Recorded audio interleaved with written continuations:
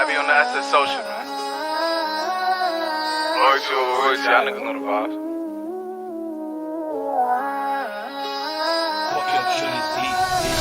Wolf head, bitch, I'm outside of some movie. Blue cheese, I swear I'm addicted to blue cheese. I gotta stick to this paper like blue sleep. Bitch, I'm by my chicken like it's a two-piece. You can have your bitch back, she a groupie. She just swallow all my kids in a two-seat. Swagged out, bringing them gas out. I still got some racks stuffed in the trap house. Off the 42, I'm blowing her back out. I'm back on my bullshit, swim back with a full clip. They say I'm moving ruthless, and my shooters they shooting. I'm sick of they group Chris. I get the breeze, then it's adios. If I'm with your trees, then she give it though. When I see police, then we getting low. That's another piece, that's another zone. Ice in the VVs, now she down to get treachy. I got all this water on me like Fiji. Bitch, I'm posted up with hats and the sleazies. Smoking the Zaza, they go straight to the Mata. Then I'm up in the chopper, hitting the cha-cha. Open his lata, then he dancing my chata. Smoking the Zaza, they go straight to the Mata. Then I'm up in the chopper, hitting the cha-cha. Then I'm open his lata, then he dancing my chata. Whooped it, bitch, I'm outside of some movie. Blue cheese, I swear I'm addicted to blue cheese. I gotta stick to this paper like blue sleep. Bitch, I'm by my chicken like it's a two-piece. You can have your bitch back, she a groupie. She just swallow all my kids in a two-seat. Swagged out, familiar, we bringing them gas out. I still got some racks stuffed in the trap house. Off the 42, I'm blowing her back out. I'm back on my bullshit, swim back with a full clip. They say I'm moving ruthless, and my shooters they shooting. I'm sick of they group Chris.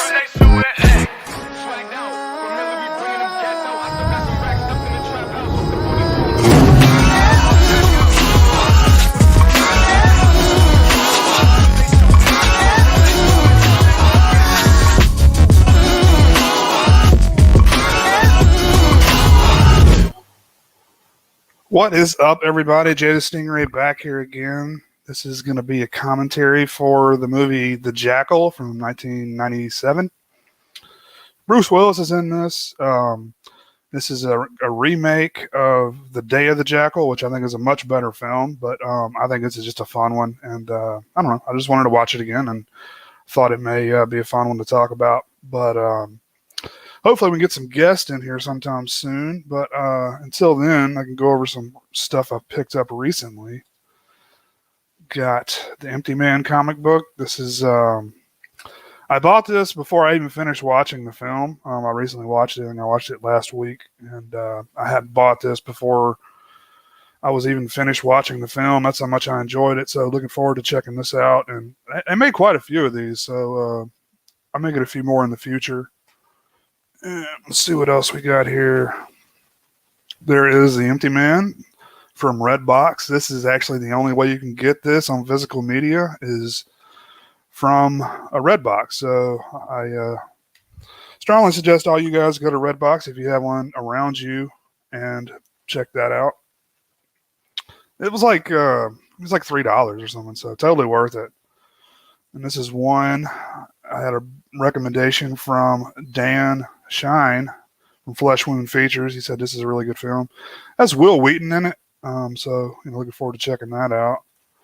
Finally picked this up, the new Bad Moon. I think this is I think I was told this is a director's cut, so definitely looking forward to checking that out because I haven't seen a director's cut of this film. Let's see what else we have here. Oh yeah, another one I haven't watched yet, but I've heard mixed stuff on this one, so I'll check it out for myself and see. And oh yeah, this is a gift from Stone Gassman, one of my fellow panelists on Region Free. I couldn't think of the word. I guess that'd be the right word, wouldn't it? And that's pretty much it. I've got a few more. I know I've got at least one more VHS coming and a few more Blu-rays. So I've really stepped up my game lately, buying more physical media. It's past few years, I really haven't. I really depended on streaming a lot more than I probably should have, and the seeing the writing on the wall with the physical media not being around too much longer. Just trying to buy some of this stuff. I got some folks in the chat here. Got Slaughterport. What's up, man? Yeah, dude. Let me know what you think, dude. I really enjoyed Empty Man. Jamie's in the mix. What's up, Jamie? I don't know if you're being sarcastic or not. He's talking about DVDs. Yeah, I still buy DVDs every once in a while. It's not my preference, but if I have to, I will. And vinyl is the one piece of physical media that's not going to go anywhere. That's going to be around for quite a bit longer. There's many collectors of that stuff, so you don't have to worry about that one. And I've got a guest here. Let's see if he's going to want to come in now.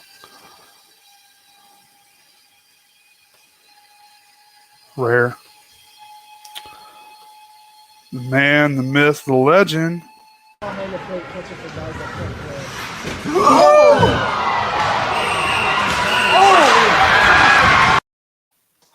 Oh, Let's go. That's a good intro. What's up, man? That's what you do when they go after your goalie. Man, I love that clip so much. That's the only response. Well, maybe we'll show you when we have time later. Do some Ron Hextall highlights because he is Actually, let's watch it again. goalie that ever lived. Sure. Yeah.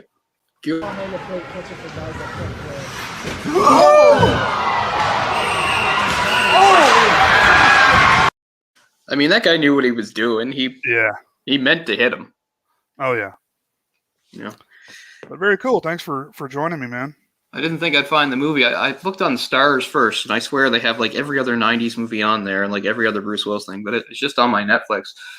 I have never seen this movie. I've seen the odd scene of it on when it was on TV like many years ago. It doesn't come on TV anymore, but back in the 90s, it kind of did. Yeah, it was all over the place, man. I remember it being everywhere. So this is like what, like a loose remake of the 70s Day of the Jackal? Yeah. It's like a weapons dealer, right? It's like a... You haven't seen Day of the Jackal, right? I haven't seen either of these movies, no. Oh, really? Okay, cool. Well, Day of the Jackal, I think I was saying at the beginning, I think is a much better movie. Mm-hmm. And that's one I'd actually like to cover on the movie discussion Pocket Dimension sometime. Yeah, for sure. There's a couple 70s movies that I really want to do that are harder to find. So the other one we mentioned before was Marathon Man. Really wanted to do Marathon Man at some point. Oh yeah, I love Marathon Man. Yeah, I figured when you showed me the picture that was your copy. That's cool. Yeah, when we were talking about the other day, it didn't register. I've read this comic like back in like maybe 2018 or something. I didn't even think when people said the name of the movie that it was related in any way. So I'd like to see how this translated because I really enjoyed the film. So looking forward to checking the comic out. Yeah, it's really good. I'm a fan of Cullen Bunn. I have some of his stuff. He wrote X-Men Blue a couple of years ago, and a couple other things. He might have even had some time on. Oh my God, what's going on, man? Hey, I just wanted to. I was editing a video, and I saw you guys were live, and I saw Cole, and I just wanted to jump in and say, Cole, hi. I love you, and I miss you. Oh well, feelings mutual. How's it going, man? Oh, not too bad. It's been all right. I feel better with the time change, getting some daylight back, although I'm kind of backwards here. This is going to be a long night, which is why it was fortuitous that Jay's doing this, because like I have nothing to do right now. So it's good stuff. No. How's everything going up in Canada? I mean, pretty good. I mean, it's weird where I live because as far as like, COVID has gone, like it never, ever got bad where I live. At any point, even in the fall when the second wave hit and it was blowing up in various parts of Canada, it just wasn't here. So even though we've had shutdowns and things like that, it all feels a little weird because it's outside of where we are kind of. Right.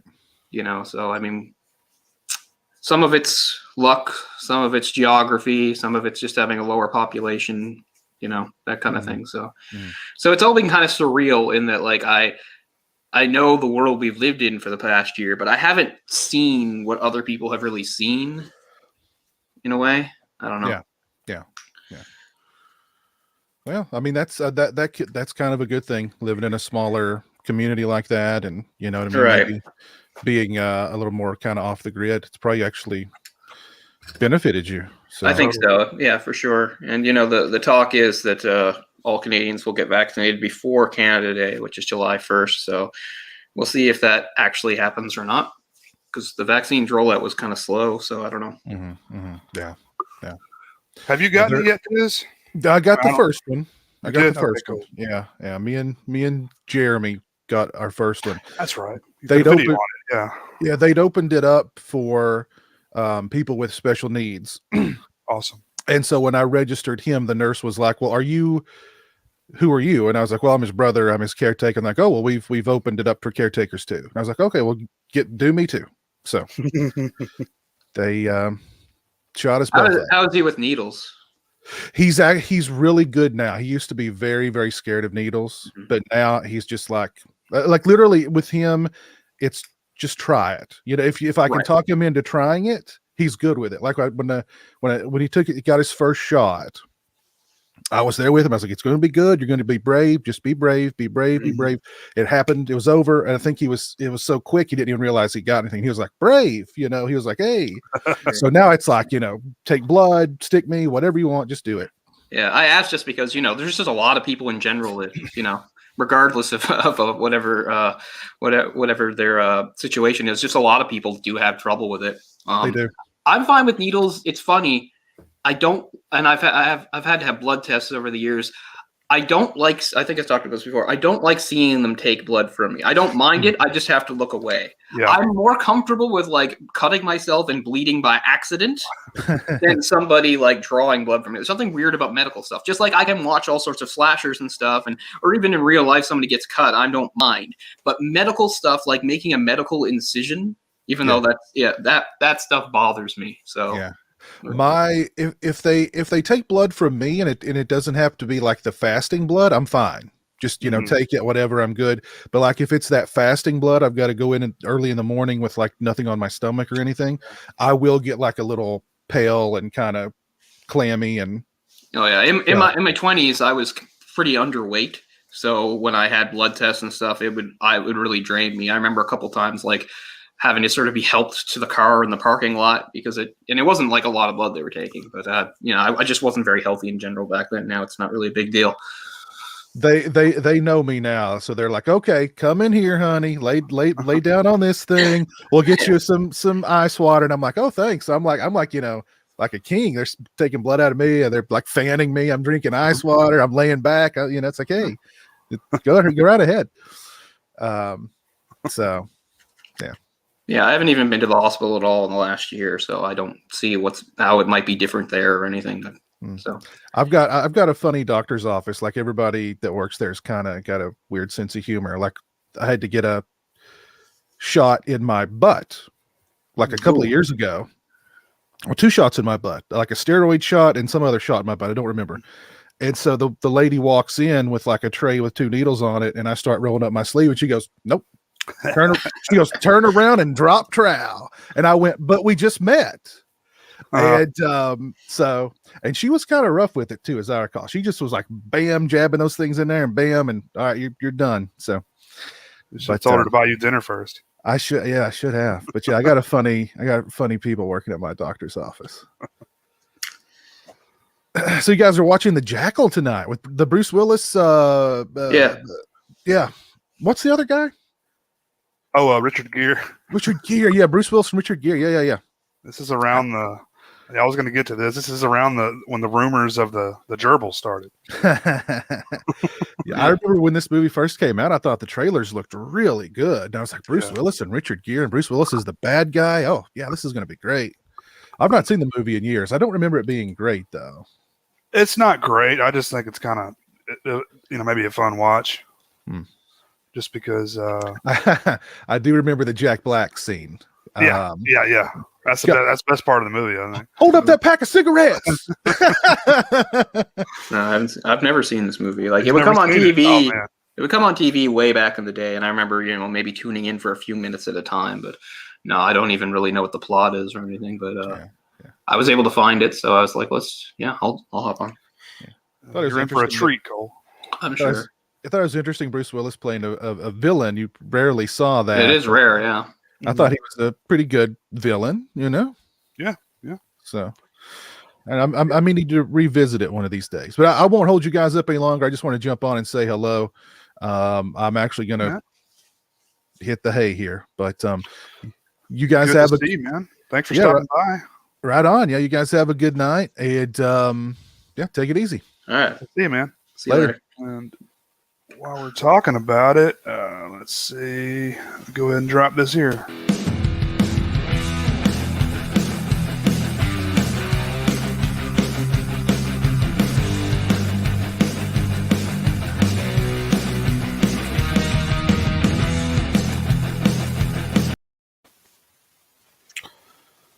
But yeah, cool, man. You want to go ahead and get started? Like guitar work, or who's the guitar? That was Christian Hanahara did that. Oh, right. I knew he was a. I'm You know, I'm actually going to go to his. He's having a show this Saturday night. I'm actually going to go to that. It'll be fun to actually. That'll be cool after a Go year in of not being public. able to do things like that. I haven't Trying seen to think of the live last- music in forever. Oh, me neither. And a concert I was last June, a big concert I was going to go to with Ryan and my sister, you know, which actually had my favorite band of all time, was on the bill, Moist, and that got canceled. It was what was it? The Saints and Sinners tour. It was Moist, the Tea Party, the Headstones, which I had no idea were even still around because they're even older. I mean, these are basically 90s bands, but Headstones are old as fuck. And who was the other one? Shit. Oh, I know. Big Wreck, who I don't know who the hell's in the band anymore, but back in the day when they started, they're kind of an interesting case because they were, you know, they're considered a Canadian band and part of that all Canadian alternative scene. But technically, like 3 out of 4 of them were American.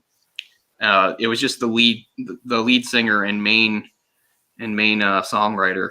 He was a Canadian guy. He went to college somewhere down in Boston, and he started a band there with like guys from around there, and they became Big Wreck. And I don't know how well they ever really got known in the U.S., but they were, you know, they had some good times here for a while. They had a couple hits. I mean, they have a song called That Song, which is kind of funny because it's the point of the song is it's about feeling nostalgic for some song. And now, you know, so much time has passed that it applies to this song. You can hear the song That Song and be nostalgic for like, because it was like 97 or whatever, which is kind of funny.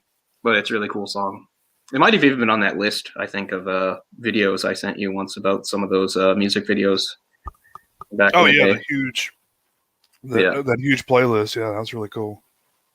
But anyway, so I've never seen Big Wreck. So I'd never seen Big Wreck, and I'd never seen the Headstones because I never looked for the Headstones. I'd actually seen the Tea Party a couple times, and I also saw the weird band Crash Karma that was made up of various members of other bands together that had the Tea Party's drummer in the band. So it's really too bad. But yeah, that was I don't think they're gonna. I don't know what's gonna happen with that. But that was supposed to happen last June, and of course it got canceled. So if you go back to like the last live music I saw, it was probably a musician who, you know, I call him sort of my friend. I know he has a lot of friends and people that he knows a lot better than me, but a musician I've told you about before, Craig Cardiff, who's just this basically a solo guy who mostly is just with his acoustic. He does like folk stuff and he's got an acoustic guitar and stuff. But I mean, many years ago, I actually performed a couple songs with him, which was still remain really big highlights of my life. A lot of fun playing a little piano with him. We did a Ben Folds 5 song. And then there were a couple other times where I just added some piano to some stuff. But that was a long time ago. But he remembers me, and he comes to Halifax all the time, although I haven't seen him. So I think he's the last person I saw like live music of. But those are very, you know, mellow shows. It's just, you know, it's like a coffee house thing with a guy and acoustic guitar, very soft, mellow music. So I haven't rocked out and rocking out for a long, long time. Just like in the like this fall, there was a Sloan concert I was going to go to, and it got canceled, and that's rescheduled for next fall. Like that's a whole other year away. So yeah, Sloan's your favorite band, right? No, Moist is my favorite band. Moist is your favorite band. Okay, I knew it was one of those two. I'm a big fan of Sloan. I'm more of a fan of Sloan now than I was back when a lot of those bands were popular. Like they're one that I came to appreciate more as I got older. I kind of used to take them for granted, just like I probably took the Tragically Hip for granted. There were times where I could have seen the Tragically Hip. I was like, I'll get them next time. And now, of course, there is no next time with the passing of Gord Downey. Very sad. So, but yeah, Sloan of course, they're big because even though the guys were from different places, they were a Halifax band. That's where they started. Actually, it went up on their YouTube channel a little while ago. Back in the start of February, it was the 30-year anniversary of their first ever show, and they had some footage of it that they put up, and it's really shitty and terrible. But it was at NASCAD, which is the Nova Scotia College of Arts. It's like it's like an arts college that's downtown, and their first ever gig was the cafeteria in that in there, which is pretty cool. And that was 30 years ago, as of a few weeks ago. I mean, they're crazy in that they've been together all that time. They've never had a hiatus, and it's the same 4 guys. Nobody's get left, or no lineup changes whatsoever. So it makes them pretty unique. And I think I also said they're also unique in that all 4 of them write songs. They write songs together, but they often write songs independently. And whoever writes the song sings it lead. So all 4 guys sing lead regarding the songs, and they switch places. That's cool. Around. They switch places. Like the classic lineup is Chris Murphy on bass. And he's kind of the most notable vocalist because a lot of their big singles are him. But also Patrick Pentland is the lead guitarist. His songs are basically really kind of rock anthems. The other guitarist is Jay Ferguson. His stuff is more sort of like indie pop. And then Andrew Scott is the drummer, and his songs are kind of more alternative experimentation stuff out there.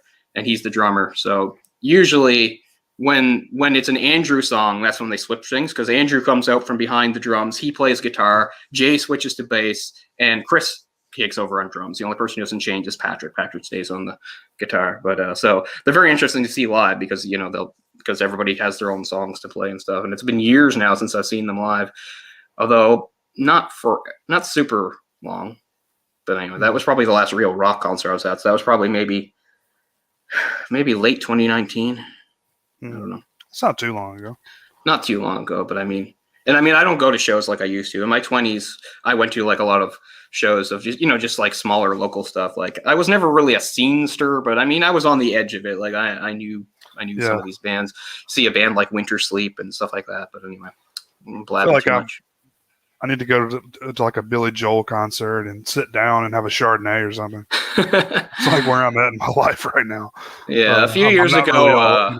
I'm not going to be in the mosh pit. Yeah, Elton John came here, and Ryan went, and I didn't, but I don't know. Maybe I should have. Of course, it would have been really expensive. So yeah, I'm a huge Elton John fan, but I don't know how satisfying it would be to see him nowadays. Not that he can't do it anymore or anything, because obviously he can. I don't know.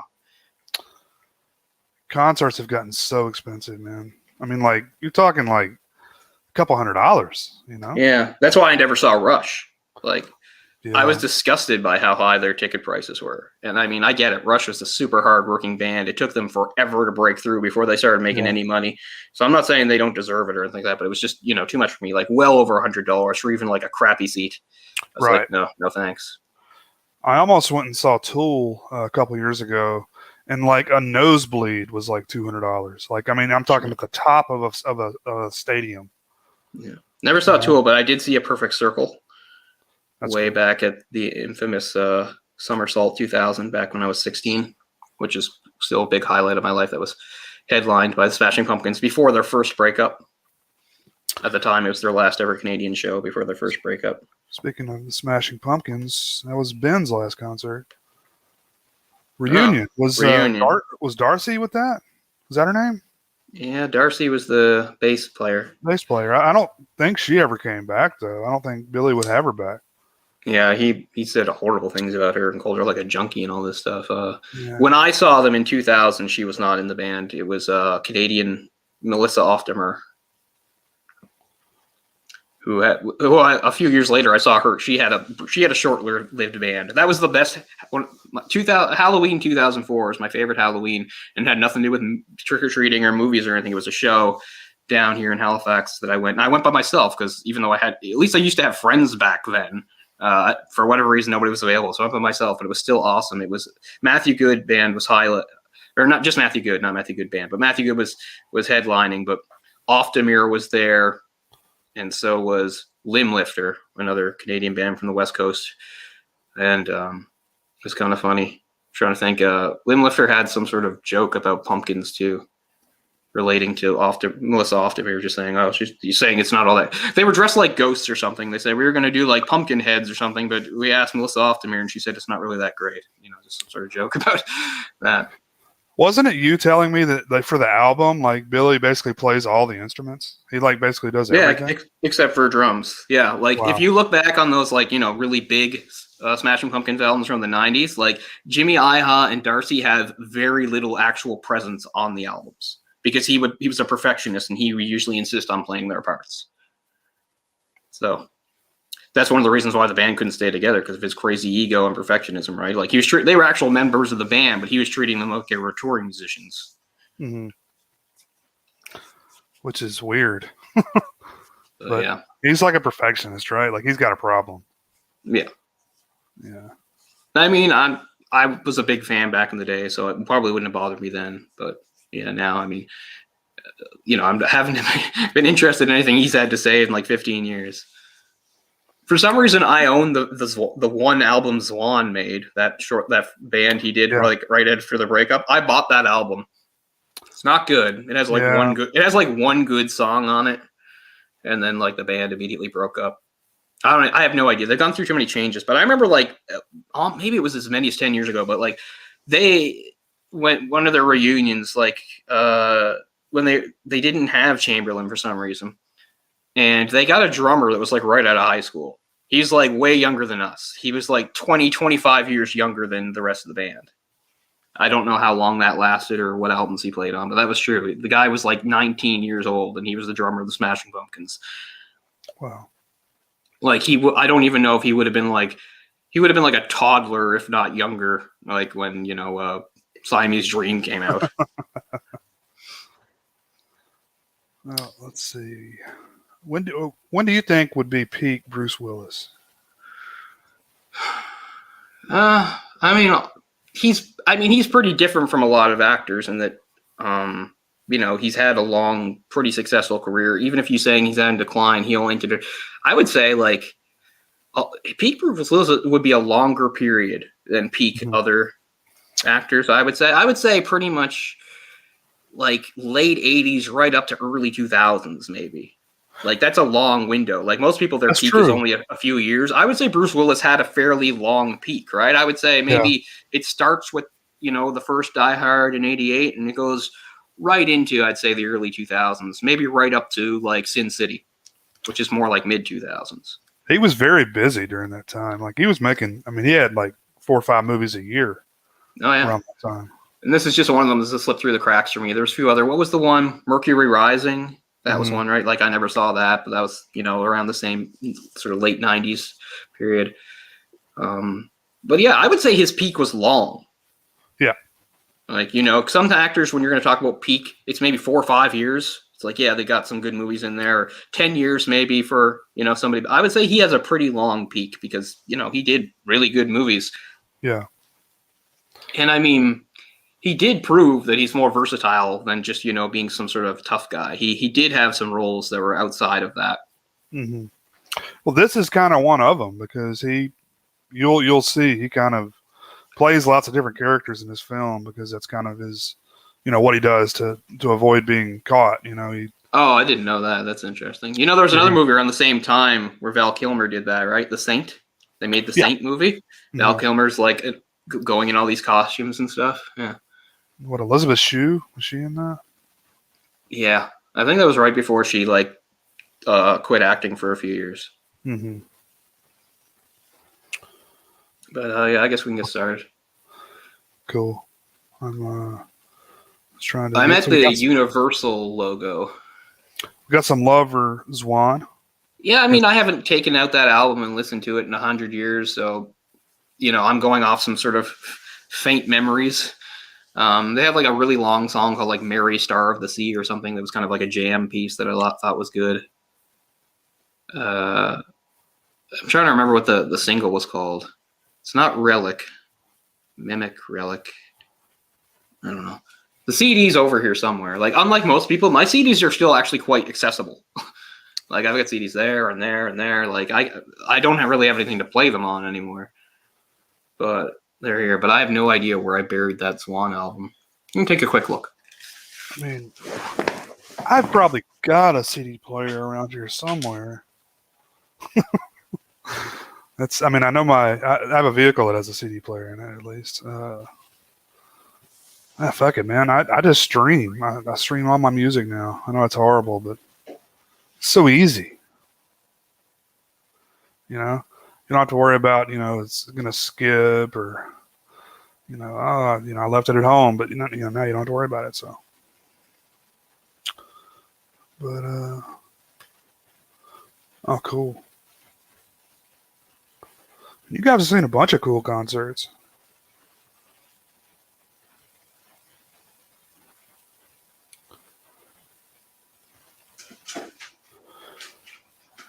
Busta fell off stage. I remember seeing footage of that. I need to find a video of that. Actually found it pretty fast. Not all talk. Zwan, baby. So Mary Star of the Sea was actually the name of the album. Oh, Lyric. I knew it ended in ick. So the very first track on this is called Lyric. I was saying Relic, Mimic. It's Lyric. And it was, I think that was the only single. And it wasn't bad. You know, it's an okay album. I need to revisit it. But there's one. Did you get a sticker with that album? That's what Steven's asking. Or Steve. My bad. If I did, there's a good chance I probably stuck it on my... I might have stuck it on my saxophone case. Because that's generally what I did with band stickers back in the day. Because back when I was, played the sax a lot. So, yeah, I'm not going to haul that out. But, yeah, my sax case has a lot of band stickers on it. So, it's very... I don't see it here. So, it's very possible that it's on the sax case. Here's Siamese Dream. Oh, yeah. And you'll note that I didn't own this on CD back in the day because it's small, right? Because it used to be like a big one. The double one.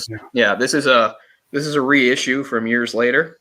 It comes with a really nice booklet, though. Like, it is double. This is obviously still two CDs. It's just like... That's much more convenient than that fat CD case it came in. Yeah. My sister owned it, so there wasn't really a big, reason for me to get it at the time. So I didn't get it until myself 4 years later. But this booklet is very nice because it's got little notes on each song written by Billy Corgan. So it's nice. So there you go. Oh, he said it came with 6 stickers. Man. That's pretty cool. That's weird. I don't remember there being that many. And I mean, I bought this right away too. I bought this when it was just like brand new. Like I bought this like within a week or so of it coming out. So yeah, I don't see the stickers. I must have done something with them. Yeah. Gish is awesome. Yeah, Gish is definitely underrated. Melancholy probably is my favorite, which is kind of cliche, but it made sense they made a double album because all their albums have a lot of tracks. Like, yeah, they're all like 13, 14, 15 tracks. Like, some of the albums probably would have been better if they actually trimmed them down a bit, took out some of the filler, but that was just the way Billy Corgan wrote. But yeah, I loved seeing them. But the thing was, like, their final album before the breakup was that album Machina. So they played a lot of that, and I do not like that album. I didn't like it then. I don't like it now.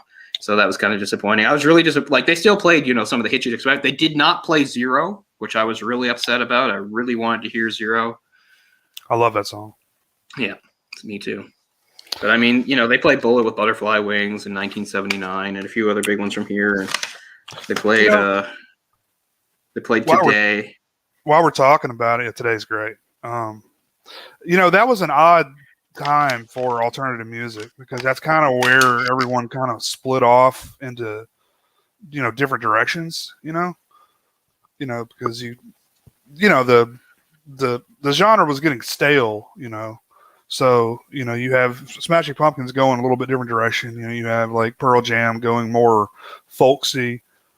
You're talking like around 2000, right? Yeah, with like Vitology and stuff like that. Yeah, maybe late 90s. It's but really interesting. You had a lot of bands that were maybe 4 or 5 albums in now, so by this time they were feeling the need to change it up a little bit, kind of thing. Is probably what it was. Like, you remember the Red Hot Chili Peppers album with Dave Navarro? Yeah, the only one he was on.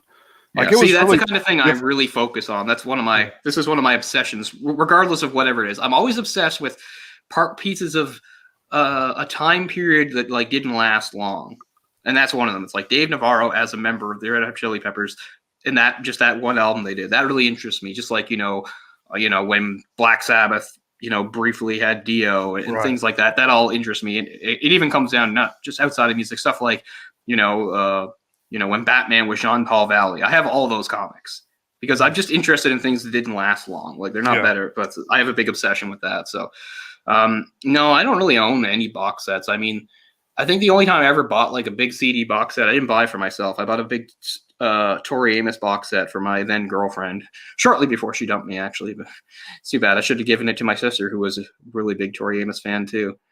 But I think that's really the only big, crazy, expensive CD box set I ever bought. Although I've always been tempted. There was a really interesting Nirvana one that I wanted.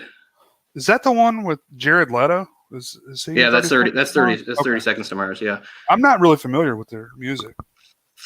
they're surprisingly good. I mean, I never owned their albums or anything like that, and I couldn't even name probably more than 3 or 4 songs. But I mean, they're better than you would expect them to be.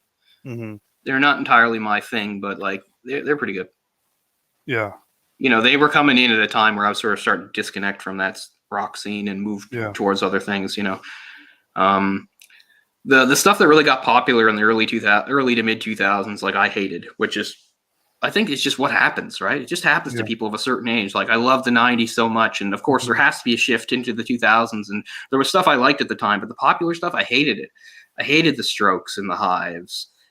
I hated Arctic Monkeys. I hated Modest Mouse. Like I couldn't stand these fucking bands, and they were just all the rage. I guess I mean, they're not that bad, but I hated it at the time, right? Like I hated anything that was part of that wave. And maybe I shouldn't lump them all together. Franz Ferdinand, stuff like that. Mm-hmm. Coldplay. I thought Coldplay's first album was pretty good, and then it was all garbage after that. I agree with that. I'm not a Coldplay fan at all. Yeah. Gwyneth would agree. But, yeah, I mean, now being older, like I don't even know who like good like rock bands are anymore, like as far as like new goes. Like I know there's some from back in the day that still do that they're still out there putting out albums and stuff, but I don't know who the newest rock band I'm into probably formed in like 2003. Right, that would be new for somebody like me, and I just think that happens once you hit an age. Yeah, I mean it's such a different environment now than it was. It's much more.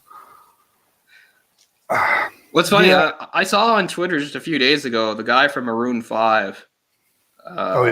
He tweeted like, "How come there's not like bands anymore?" And like people like flipped out saying, "Oh, naming all these bands." I was like, "Yeah, but not good bands." I think he's kind of right. And I don't even like Maroon 5, but Adam Levine, that's his name. Adam Levine, yeah. I mean, he's one of those guys, and you see it happen a lot. That just so full of himself, just eclipse the band. Like nobody gives a shit about Maroon 5. It was the Adam Levine show. Yeah. I'm not a fan of that band or anything, but that guy is a really talented vocalist. Yeah.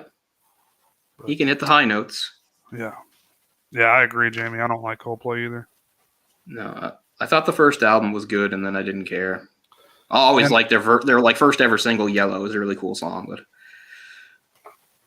I liked Radiohead, like back in the Creep days, like back when they were still kind of alternative. Yeah, me too.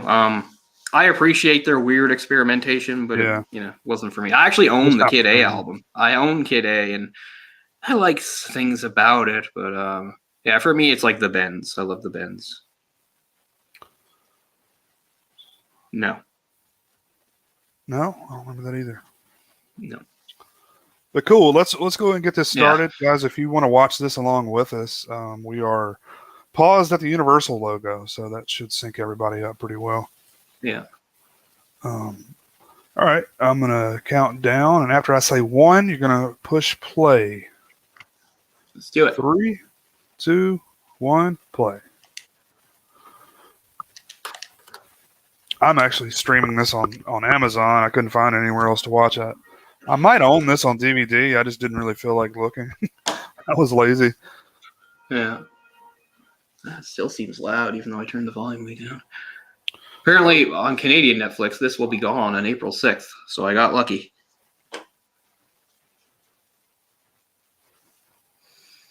Yeah, all I know is, I guess, the Jackal's the name of like some sort of international arms dealer or something. And Well, cool. You haven't seen it before, so no, I haven't. But I mean, feel free to we'll still blab through it. I mean, but yeah, like I've said a few times, this is based on The Day of the Jackal, the British film, much different film and much better film, I think, than this. But this was in that period of time we were talking about. Bruce Willis is huge name draw, probably one of the biggest in Hollywood at the time. Oh yeah, for sure. And I definitely saw this in the theater. I think I saw most of his films. I was a big fan of his. I saw most of his films in the Yeah, it theater. took me a while to see his films in the theater. Honestly, trying to think, like, I didn't see a single Die Hard in the theater. What's up, Sting of the Scorpion? How's it going? Sidney Poitier. Steven, I never got Rad. I know they've released it again recently. I just want to watch the damn film. I've got it on VHS, but The BMX movie? yeah.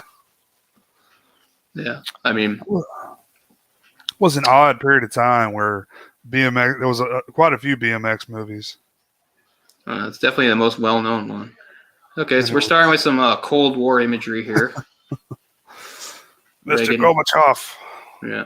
J.K. Simmons is in this. See, way back then, I would Wow. have had no idea who he was. Like, he's one of those guys that didn't really become. Oh, Jack Black. There you go.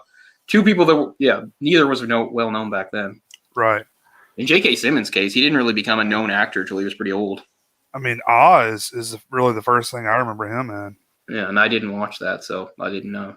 I didn't watch it at the time, when it was on, television.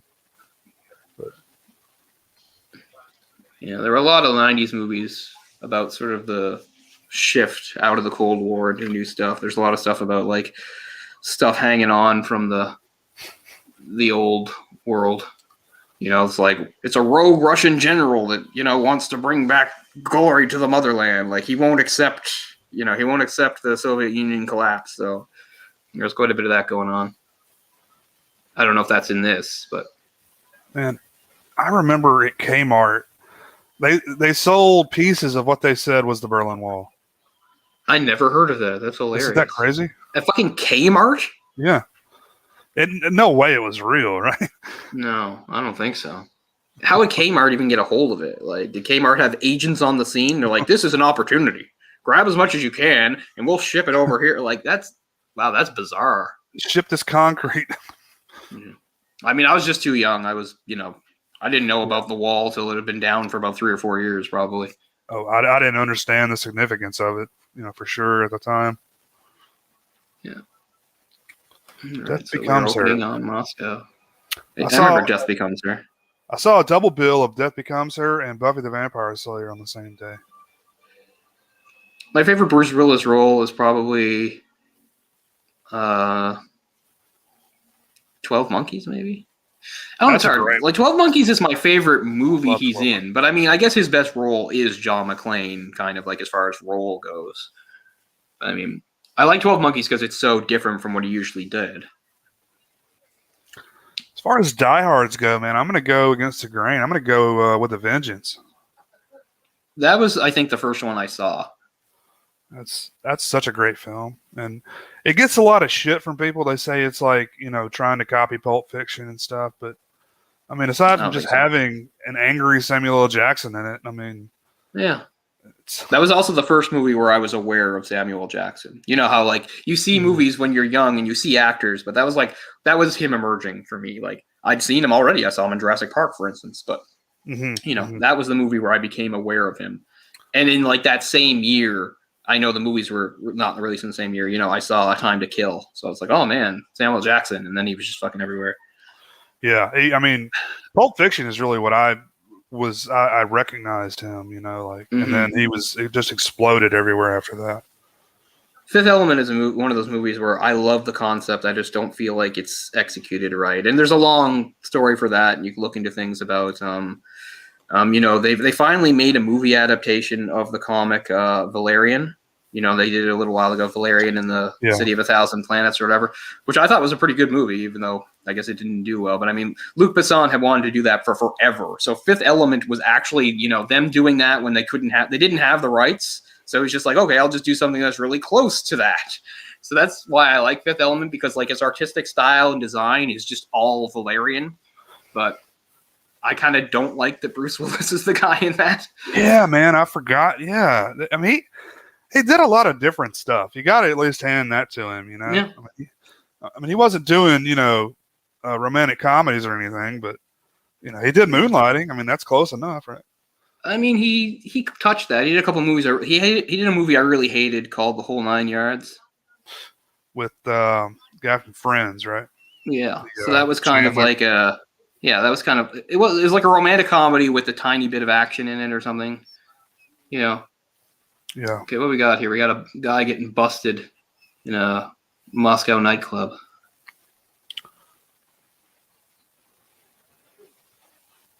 Looks like there's American agents on the scene. An FBI. Can the FBI arrest people in Moscow? I don't think they can.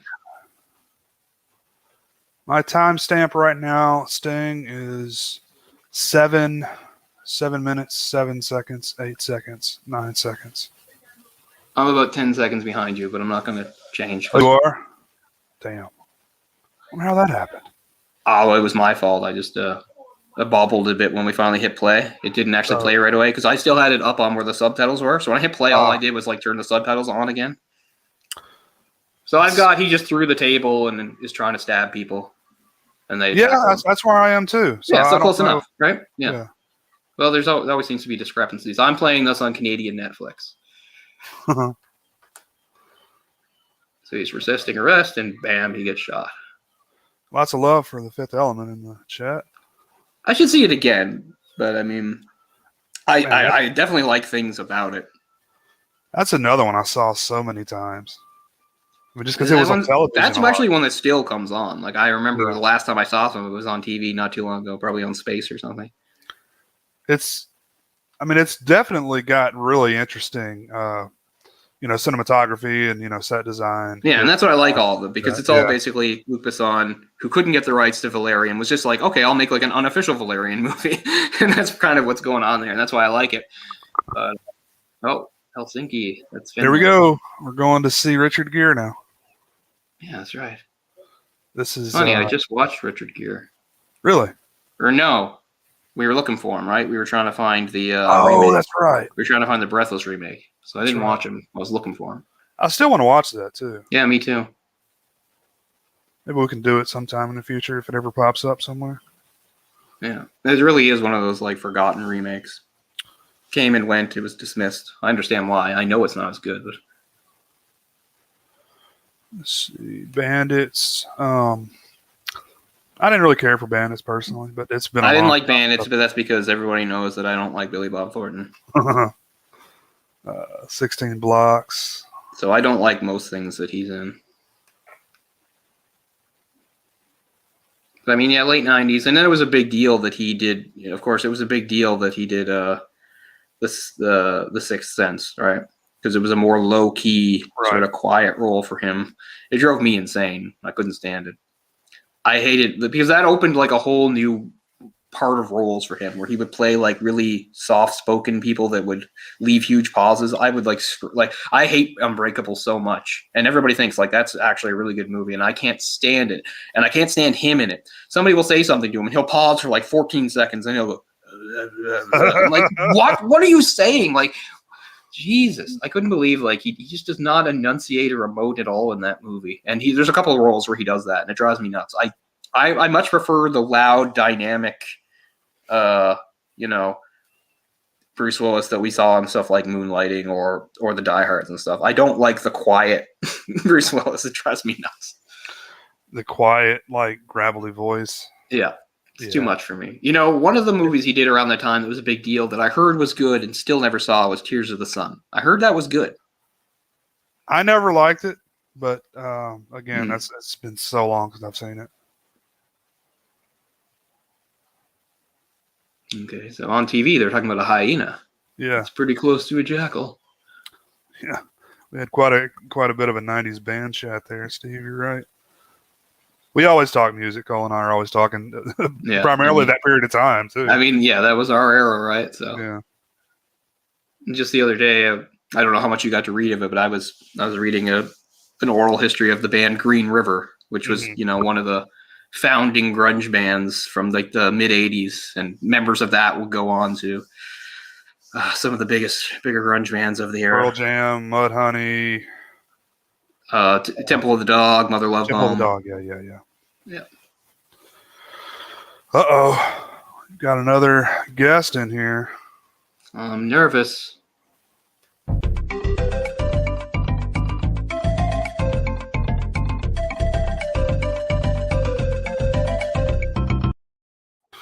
You know, It's Dan. I don't mind the clip. It's like that Hawaiian luau music That's from Donkey Kong Country. Country, Yeah. Super Nintendo game. boomer, so that makes sense. I wouldn't know it. So you picked a pretty good Bruce Willis movie. Yeah, it's. I mean, it's one I like. I don't love it, but I thought it'd be fun to talk about because We know he's the bad guy. He's all in black.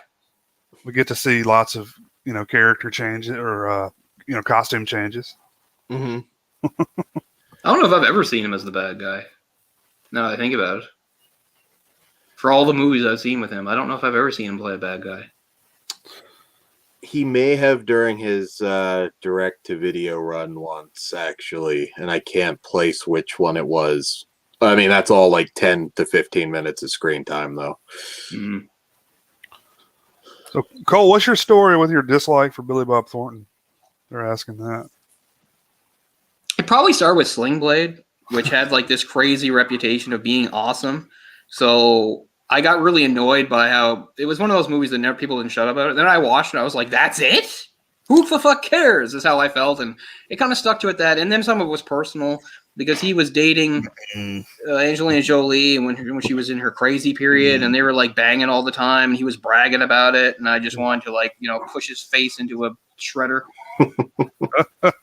I don't know. So Kill him with a lawnmower blade. I felt like Billy Bob. I mean, this is going to sound terrible because I try to champion different kinds of actors and stuff like that. It's like it's all well and good to have your chiseled, great-looking leading men, but and some of these character actors don't get what. I always felt like he was like an elevated character actor. I felt like he didn't deserve being like an A-list like leading guy, which I know sounds really mean, but I don't know. So I don't know. Yeah, I've always been put off by him. Yeah. He did start in Trauma favorite Chopper Chicks in Zombie Town, so that he had that going for him. Like how he's in. I always get these mixed up because two guys play almost the exact same role, even though one movie's ridiculous. Because there's a ridiculous Armageddon, and then there's the serious Apollo 13. In both those movies, there's a guy who's like the mission control guy. He's the mission control guy in one of those, but I don't remember which one. I think it was Well, no. Was it Deep Impact? Was he in Deep? That's the one I haven't watched in a long time, so I'm not sure. That's the Elijah Wood one, I think. Yeah, that was. In any case, I feel like that's like a better role for him. Like, yeah, you can be the mission control guy. That's fine. But I don't like seeing him as a leading guy. I don't know. Yeah, Simple Plan's a good one. Yeah, I love A Simple Plan, so I don't even mind him in it. That's how much I love A Simple Plan. Fine, no problem there. So it's not like I hate everything automatically if he's in it. So Simple Plan is just such a great, perfectly constructed thriller. It's good source material. That novel with Scott Smith, really good. Yeah, I always heard that. I didn't read it, but yeah. Sam Raimi? Yeah, directed it. Yeah, the movie. Yeah. It seems like such a quiet, restrained movie for Raimi to direct. His movies are usually louder and just kind of crazier.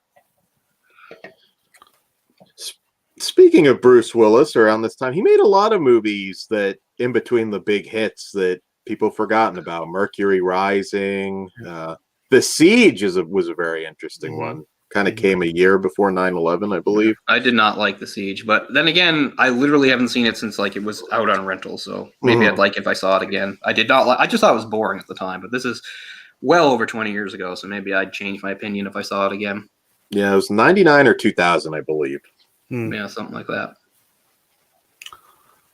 He definitely has some underrated stuff. Like, I think one of his most interesting roles, because it seems maybe out of character and shows that he is funny, is that animated movie Under the Hedge, where he plays like kind of a fast talking raccoon who's kind of like scamming everybody, and he's extremely good and likable in that. Yeah, so I think that's an underrated movie. Like it's a great movie about it making fun of suburban America is really what it's about, the consumerism and greed and kind of all the stereotypes about fat Americans sitting around stuffing their faces and driving their big minivans. Like it's all that, but it's done really well. It has an interesting cast too. You've got Avril Lavigne is in there as like a possum. Her dad possum is the recently turned 90 Shatner. For more Canadian content, you've got why can't I think of his name? I don't want to say the American Pie guy because that sounds like such a douche thing because I'm such a big fan of him, but you know who I mean. Jason Biggs or Sean No, William the older Canadian actor, the comedic guy.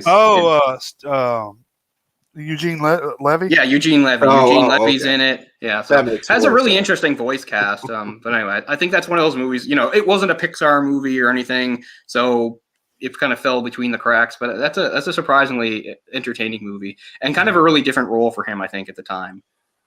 But Yeah, Robert, that was one. Yeah, kind of his erotic thriller with Halle Berry. Yeah, it was really bad.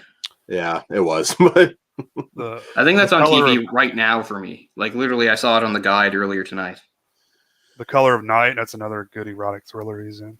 I have not heard of that one. I don't even know that. there is an uncut version and a rated version of that. Make sure you get the uncut. As a young man, I very much enjoyed parts of that movie. I had somebody criticize Bruce Willis a few weeks ago on a stream that he only had like one mode, and I think he has two.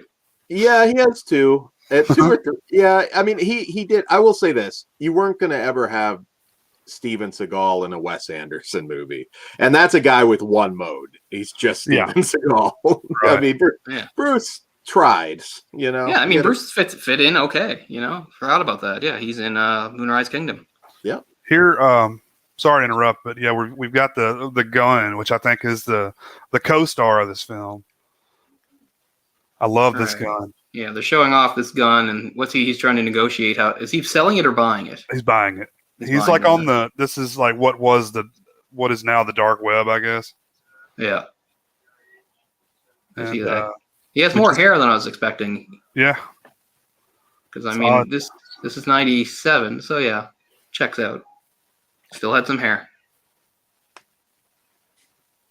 But has Richard Gere appeared yet? I didn't know. I was wrong. I thought that was the prison that we were going to in Helsinki, but it wasn't. Mm-hmm. I think he's actually in prison, maybe in Ireland or somewhere. This is Sidney Poitier. Yeah. Yes. Nice to see him. Lending some class. Mm-hmm.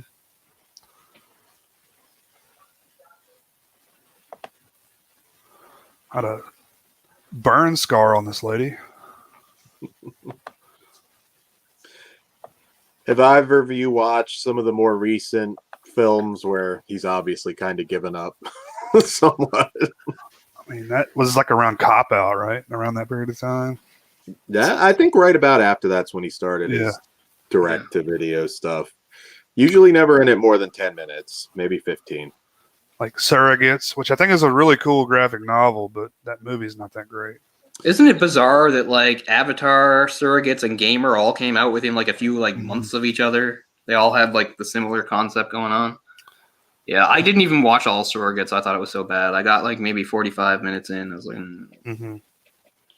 You want to talk? That's the weirdest hair you'll ever see on Bruce Willis, by the way. It's the hair he's got in Surrogates.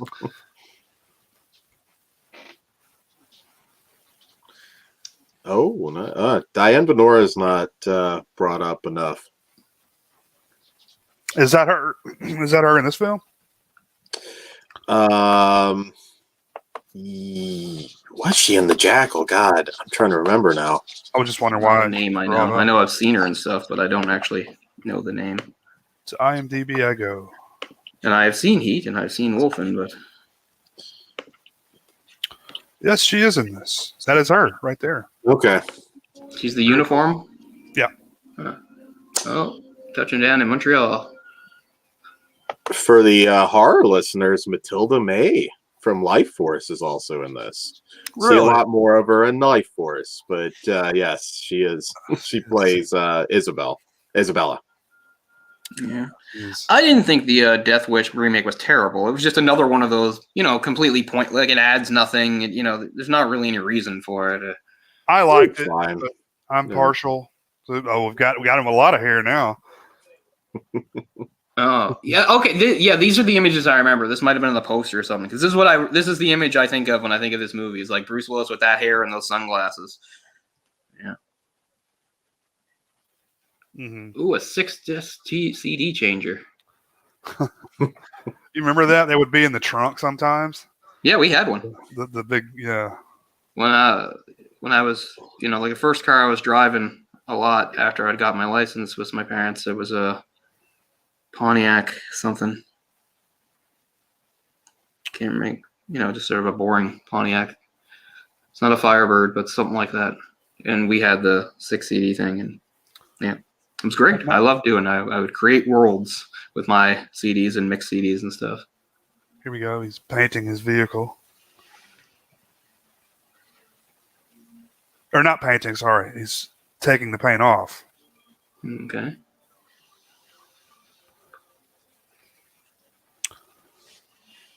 Back when people still wore watches. Yeah. Haven't worn a watch in years.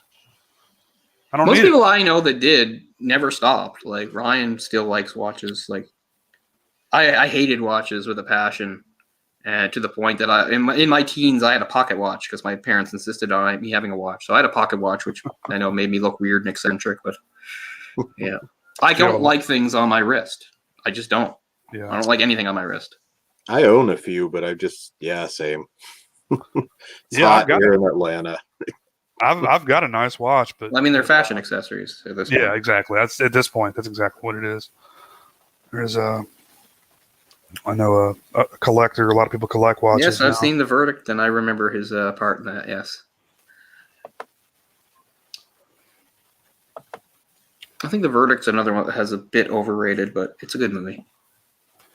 I'm a big fan of courtroom thrillers, so Jess, I'm watching the Blu-ray on my phone. Of course. Yeah, this is actually a really good movie. I mean, it got attention. I shouldn't say. I mean, this one probably is better remembered than Mercury Rising, which I want to say was like the same year. But yeah.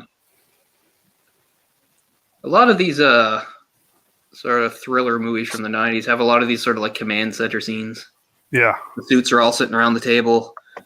And they got, agents coming in and they're looking at screens and stuff. Wow. That was in all sorts of movies. There's J.K. Simmons. Yeah. Mm. Like Broken Arrow had that. Broken Arrow's great. Under Siege and Under Siege 2 had that. It's like back to the command center. Here's the military or the CIA or whoever. Now we're going to see Richard Gere finally. Yeah, Okay. so he's in prison. Did some shadow boxing. Never the biggest fan of Richard Gere. Yeah. I tend to agree. A lot of forgettable movies in his filmography. An Officer and a Gentleman, was that him? Yeah, I can't stand that movie. And like American Gigolo, that's maybe the first thing I saw him in. Yeah, don't like that either. And I'm pretty much out. That's pretty much the extent of my Richard Gere knowledge. I mean, no, he's in things I like. He's in a movie called The Hoax that's really quite good. Doesn't get talked about much from like 2006. Is that It's the about- one with the pedophile ring that he's like going to like? Oh, well, there you go. Well, he did do one. I hope I'm not imagining. No, that. The Hoax is based on a true story about a reporter that basically makes up a story that he's got like an exclusive line to Howard Hughes, and that he's going to write like a book based on it, but it's all bullshit because he never actually spoke to Howard Hughes at all.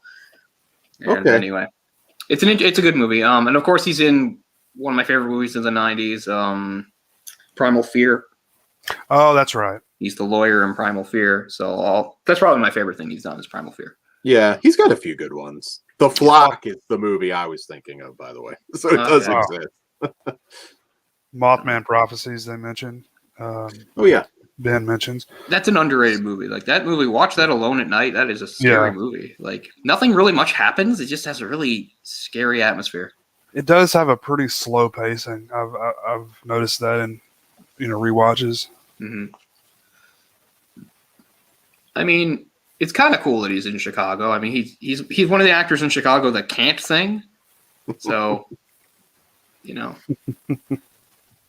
but still, whenever you see actors who you aren't used to seeing in that, like when you see them in musicals, sometimes you can gain an appreciation for them because sometimes they get to show skills you didn't know they have, like if they can sing or dance or whatever.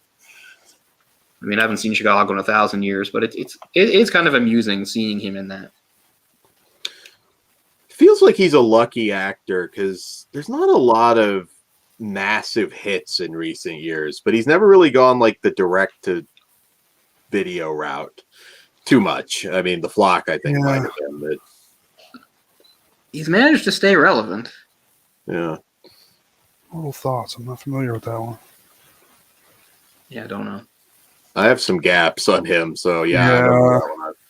He's kind of like a Michael Douglas type guy, right? Like that's the kind of movies he does. Mm-hmm. And I mean, I prefer him to Michael Douglas. I'll give him that. I've always been super annoyed by Michael Douglas. I didn't know that, Corey. Yeah, I knew that. He started that pretty early. But like in the 80s, he was like a big sex symbol, Richard Gere. Yeah. Yeah. Well, Pretty Woman too. Yeah, that really blew him up in 92, I think. That was him and Pretty Woman. Okay, yeah. Yeah. Pretty sure Pretty Woman's 1990. 90, it could, yeah. That's a movie I've never seen all the way through. Again, it's a movie that's on TV a lot. I catch parts of it. They tried to recapture it when they did Runaway Bride because it was like him and the same actress again. What's her name? Who I hate? Julia Roberts. Julia Roberts. Yeah. Oh, all right. I know what that is. So where is this prison? I missed that. It doesn't seem to be an American prison. He's Irish. You can't hear it, but he has an Irish accent, I believe. But I thought they said Spanish before. I could be wrong though, but right. So they're going to bring him. I mean, obviously, I'm missing bits of this. They're going to let him out because what? They think that he has a line to this Jackal guy, right? They think that somehow he can help them find him. Right. Right. Yeah, I like American Gigolo. I don't hate it like Cole does. I don't want to go so far as to say as I hate it. Well, I like it more than An Officer and a Gentleman. Tell you that much. You call it a sling blade, I'll call it a Kaiser blade. Okay. No, I don't hate American Gigolo. It just it was a movie that had its reputation and I didn't see for many years. And then when I kind of saw it, it was okay. That was supposed to be John Travolta in that. Yeah. He went and did that cowboy movie. He did. I That's know what it's he did called. instead. Urban. Is it just Urban Cowboy? It's just Urban Cowboy. Yeah. Yeah. And that was kind of the start of like him disappearing completely in the 80s, like just making bad choice after bad choice. Travolta being just in terrible movies in the 80s. I mean, when Pulp Fiction came along, the only thing that was keeping Travolta relevant was that he was in the Look Who's Talking movies, which could not have felt good. Yeah, he was in a hell of a hole before Pulp Fiction. Yeah. That's what saved his career, right? I mean, that's what's interesting about him, really, because, he was already kind of older by the time the mid-90s happened, but that was kind of like, it wasn't just a career renaissance. So, like, he reached heights that he'd never had before. It was a big deal, He did Face Off. Broken Arrow. Was he in love Basic? both of those. Yeah, Basic? which is terrible. He made a lot of movies around that time.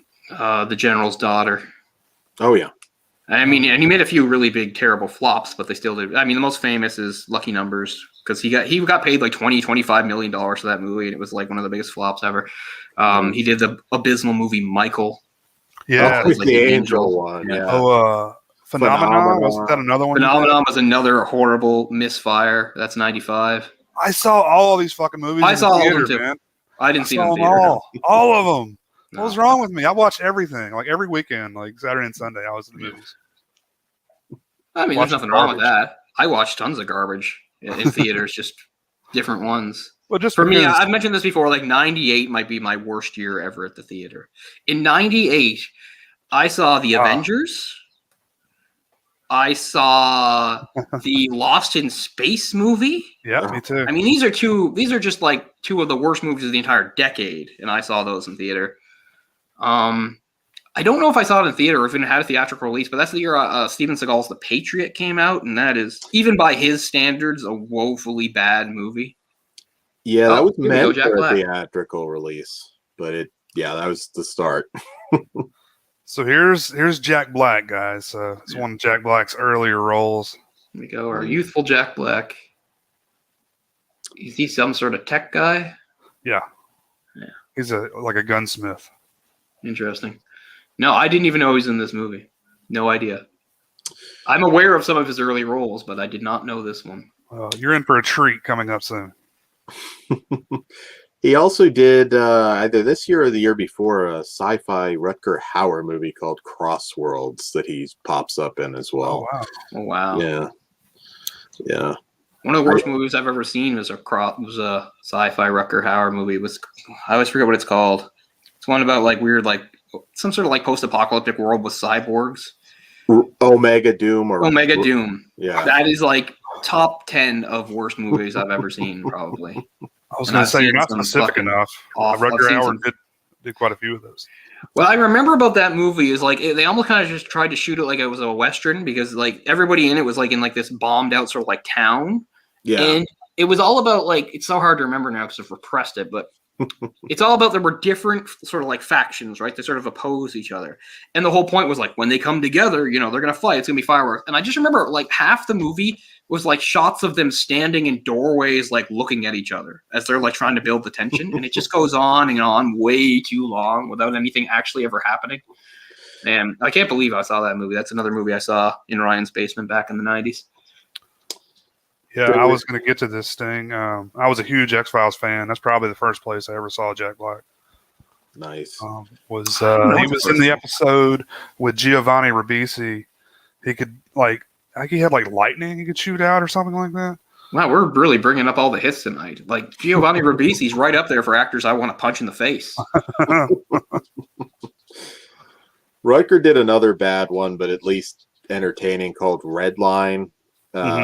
He has a nude kickboxing scene with these women in that. That's pretty awesome. fun. Pretty funny. I want to see that. Yeah. What's that movie where he's like a blind sword guy? Oh, Blind Fury. Yeah, That's a great one. that's good. Yeah. Like, I mean, that's B movie junk, but it's good stuff. That's Zatoichi ripoff. Yeah, exactly. But it's it's surprisingly satisfying. You go down his resume, it's pretty interesting because there's a lot of shit, but there are some gems if you want. I mean, nothing can ruin. I mean, he was Roy Batty in Blade Runner, so it doesn't matter to me what he did. That's like one of my favorite movies of all time. That's the best death scene I've seen in any movie ever. Is Tears in the Rain. Yeah.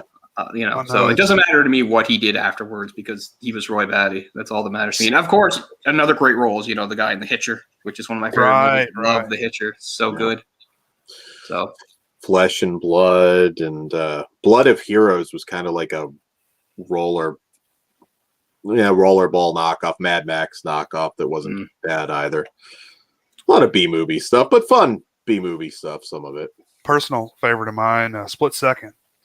Oh yes, Kim Cattrall was in that. I haven't seen that. Oh, it's great. There's a giant satanic rat in that. I'm totally serious. Yeah, it's on Blu-ray now. I'm going to take a wild guess. I don't know what's going on here. That are they talking about IRA stuff? Yeah, I believe so. That was big in the 90s, man. Yeah. There was a lot of stuff about what was going on in Ireland at the time or what had happened before. You had fucking that Harrison Ford movie, The Devil's Own. Yeah, The Crying Game. Quite a few movies that, even if it wasn't the main focus, it was like part of the background. Like somebody had been there and experienced it, and now they were talking about it. So yeah. Another Harrison Ford. Doesn't Isn't Patriot Games? Yeah, Patriot Games is part of that too. There's like an IRA bombing at the start of that. Mm-hmm. Yeah. It's one of the Jack Ryan movies. Oh yeah. Hidden Agenda is a good one. Francis McDormand, Brad Dourif was. in that. Cool. Yeah. But yeah, the IRA stuff was very topical in the 90s. Let's see. I don't think I own Split Second on Blu-ray. Well, that one's in print because that's fairly new, so I think you're okay. I need to remedy that. Yeah. I know I've got the VHS, but it doesn't look great.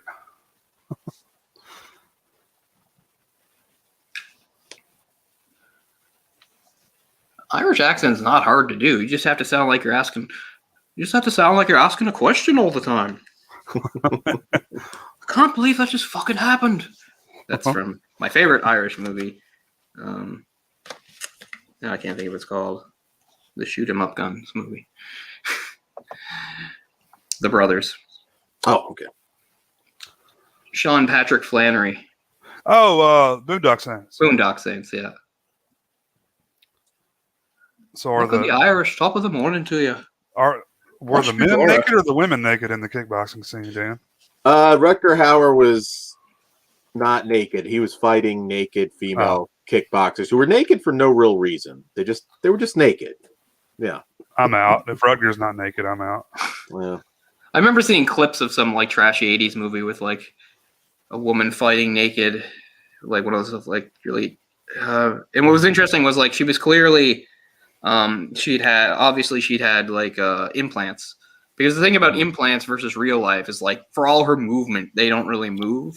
Yeah. It's really funny. Like she's jumping and kicking, but it's just not any bouncing going on. It's Now, pretty funny. silicone is supposed to be better, right, than saline as far as that goes. Like looking and feeling realistic. I don't know. Sting, that movie you're thinking of is Deadlock with Mimi Rogers and Rutger Hauer. Yeah, I couldn't think of the name of it, but I watched it back when he passed away. We did a huge marathon one night of a lot of his films. Oh, nice. It's interesting. They're talking about people from Basque, which I don't think that's something a lot of people are very aware of. So it's kind of cool that they're talking about it. Basque being like one of those weird like in between places. Be like, you know, it's in between I think France and Spain there.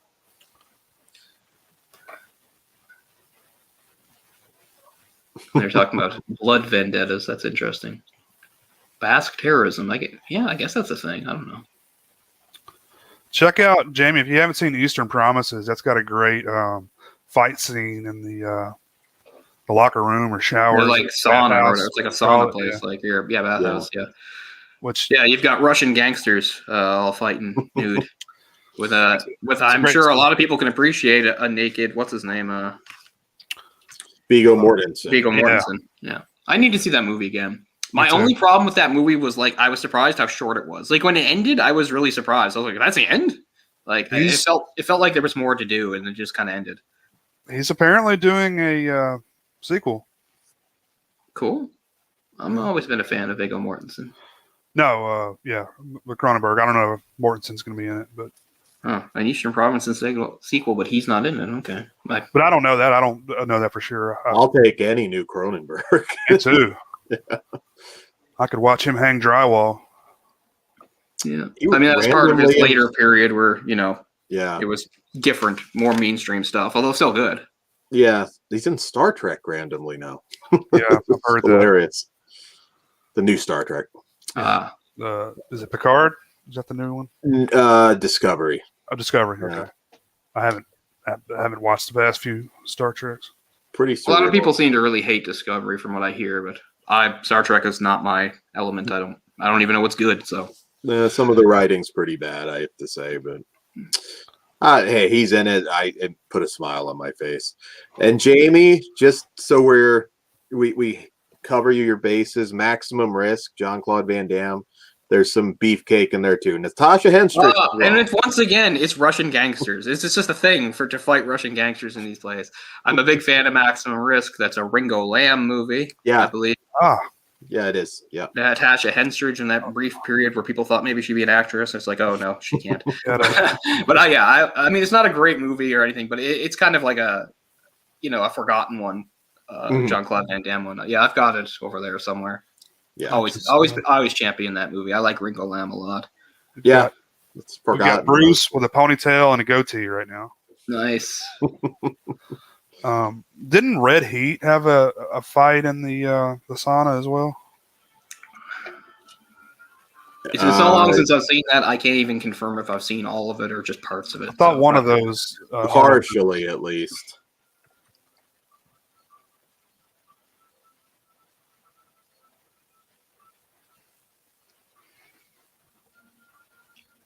I really hope I never have to fight anybody naked. I thought you were just going to say fight anybody. The naked part, yeah. I feel like I could distract some people if I was naked. I don't know if this is a controversial statement, but out of the 80s, 90s action stars, I would say that Jean-Claude Van Damme is probably the most solid in terms of his filmography these days. It's not controversial to me. He is my favorite. So. Yeah. He was my era. He was probably my big action star. And he still makes stuff worth seeing. Not everything. He does. But a lot of his straight-to-video stuff is actually good. I mean, I wish I'd seen more recently, but a few I bring up is Wake of Death was one that I like a lot. And there was another one around the same period that I get mixed up with. He was a villain in Enemies Closer, which was not half bad. Did not see that. And I'm spacing on the name, but when Taken came out, he did like his own sort of, and I actually prefer it over Taken. Not that that's. Oh man, that just blows my mind. I would love if they could just replace Liam Neeson with him in Taken. That would like make my day. That would be incredible. All right. See, right here, he's playing a gay man. Ah. So he must be sipping he must be sipping a Cosmopolitan then. I think it's just a straight up martini, I believe. But let's watch this gay dialogue then. I want to see. Yeah, they're gonna kiss at some point. Which, I mean, this was still, late 90s. That really wasn't. Yeah, kind of iffy for like a dude for a dude like him to do that. I mean, yeah. There you go. I mean, not much of anything, but still, probably blew some minds. Oh, more than I thought. Yeah. 6 Bullets was the Van Damme movie. Oh, I have seen that. Yes, I've seen 6 Bullets. That is good, yes. I know he did. What's the last of those I watched? It was probably Pound of Flesh. Yeah. Which is okay. I just look at like a Seagal, which is none of them are really worth watching anymore. And Van Damme, I'm like, he's not embarrassing himself too bad, except when he tries to make his daughter a star. Yeah. I mean, she's very attractive. Yeah. I've seen the shots of her and what's his name's daughter? Lundgren? Lundgren, yeah, Dolph Lundgren. Yeah. Oh, yeah. Their daughters are, friends, and they work out and train together, and they're both very attractive and probably pretty good martial artists, I would assume. Good genes. Yeah, good genes. You can't get better genes than like fucking Dolph Lundgren, because not only is he because he's like super smart too. He's got a high IQ. He is, yeah. That feels like a Universal Soldier reboot coming soon to me. That's my favorite Jean-Claude Van Damme movie. Oh yeah, which you're kind of surprised at people because I'm a martial arts guy and he does like some more pure martial arts stuff like a kickboxer or Bloodsport. But my favorite is actually Universal Soldier. I feel like some of those sequels are hit and miss. Van Damme did one that was pretty good maybe 10 years ago. He's got a few. Like honestly, I mean, there are a few bad ones. I'm not blind to that, but yeah.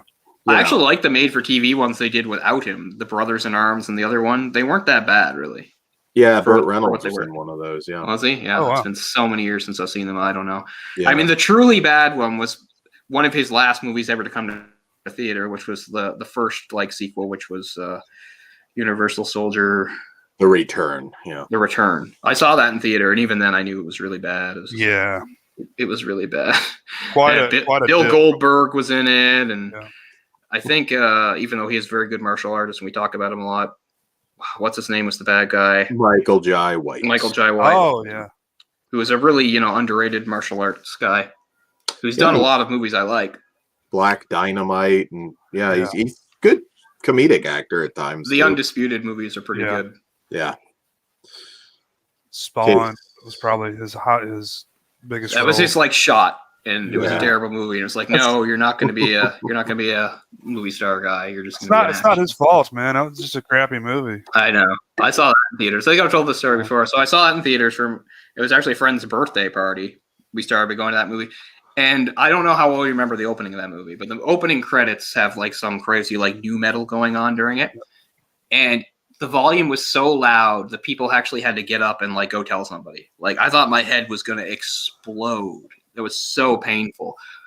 It wasn't until I never felt volume like that again until a few years ago. I went to the Atlantic Film Festival and they did the special screening of the recently like 4K or whatever of Suspiria. And nobody told them to turn that down. And that was just an assault on the senses. I was happy to, see this great movie in theater with a great crowd. And it was really cool. But it was too loud. It's, oh my God, it hurt. It hurt. There was an interview with Jai White not too long ago, like in the last year or two, where he kind of explained what went wrong. Because it was an effects guy that directed Spawn. And he cut out a bunch of stuff that he said was it just killed the movie just to get more effect shots in there. That's a shame because the CGI is terrible in that movie. Yeah. I mean, I don't think anything's good in that movie. I can't think of any saving grace. I like Michael Jai White though. I do like. I mean, he's a good choice for the role, right? Like, yeah, exactly. Al Simmons is a black guy of about sort of that age, and he's a tough guy, so he's an action guy with some, so he was the right probably guy for the job. Sure. Just script was crap. Everything was. That was a very, that was a bad experience, man, because I was such a fan of the comics at the time. Mm-hmm. And I was like, yeah, it's finally getting a movie, and it's just awful. Awful. It's an awful movie. It's really bad. Yeah, it's terrible. I mean, what was really sad too is because HBO had that cool animated series that was right. It was like right on, perfectly adapting the comics and everything. So it just made you sad. I was on the internet, guys. I mean, oh yeah, he's Gamble in Dark Knight, so he's there for about 5 seconds. So I guess he's good for about the 5 seconds he's in Dark Knight until the Joker kills him. But yeah, I mean, sure. Is this a fake belly you think he's wearing? It's got to be, right? Yeah, I think so. Internet penetrated. What does that even mean? Don't you miss like all that weird cyber speak from the 90s that like makes no sense nowadays in today's content? Like because they knew like most people didn't know what it meant. Right. That was another big part of the 90s was like internet stuff and like virtual reality stuff. Like, oh my God, Virtuosity. Yeah. Lawnmower Man. I was obsessed with Lawnmower Man as a kid. I love that movie as a kid. Got another guess, guys.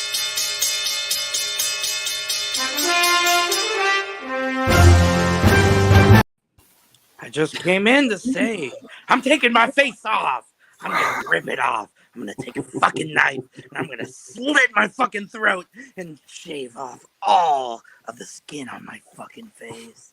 That's right, motherfuckers. I'm here.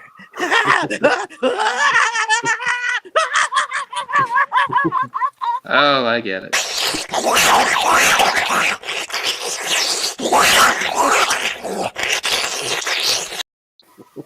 Whoa. That was not from Face Off. No. Deleted scenes. It just didn't make any sense. Yeah, I had a lot more crazy shit planned for tonight. I didn't realize you guys were going to come in here like and church up the joint. He's got his van again. Yeah, now we're changing colors once again. It doesn't Who's look like coming after him? It doesn't look like it'd be a fast process, though, right? No, I don't think you could just. Oh yeah, we're still in Montreal. I forgot about that. Quebec, je me souviens. Or it might have been La Belle Province back then. Let me see. Does it say La Belle Province? Because it used to be La Belle Province. Now it's je me souviens. How many license plate things can you say? There's too many in the States. There's fucking 50. Yeah. I mean, New Hampshire's like live free or die hard. I mean, live free or die, not die hard. Live free or die. That would be cool, though. And West Virginia is almost heaven because they took it from the John Denver song. So I know a couple of the state ones. I know all the Canadian ones because there's only 10. There's a bunch of weird ones. Like the show me state? What the fuck does that mean? Oh yeah, who is that? Is that Missouri? I believe so.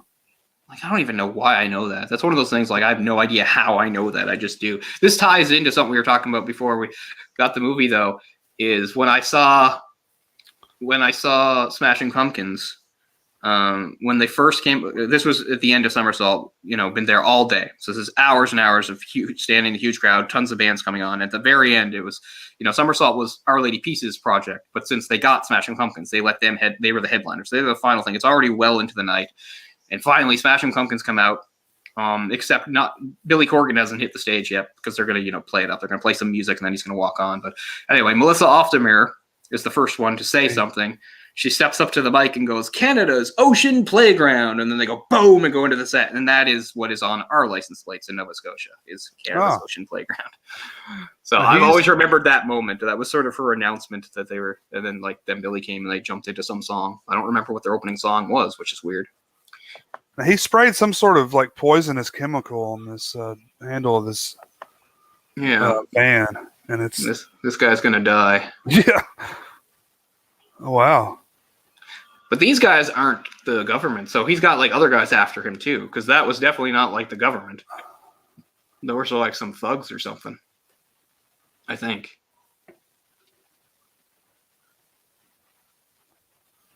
Yeah, they look like gangsters of some sort, right? Yeah, they did. Yeah, I don't think they were operatives.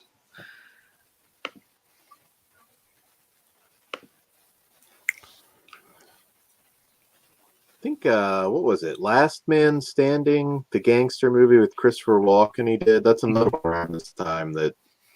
Yeah, we were talking about that the other day because we were talking about Walter Hill movies, and that's a movie I like, even though it's kind of bland. I like that movie. It's the same plot as Yojimbo and Fistful of Dollars, or maybe it's For a Few Dollars More. I get those two mixed up, but yeah, the guy that comes into the town and plays the two opposing factions against each other, and yeah. Let me ask you guys this: why do those samurai movies translate into westerns so well? I mean, I think it's because they're kind of similar settings in a way.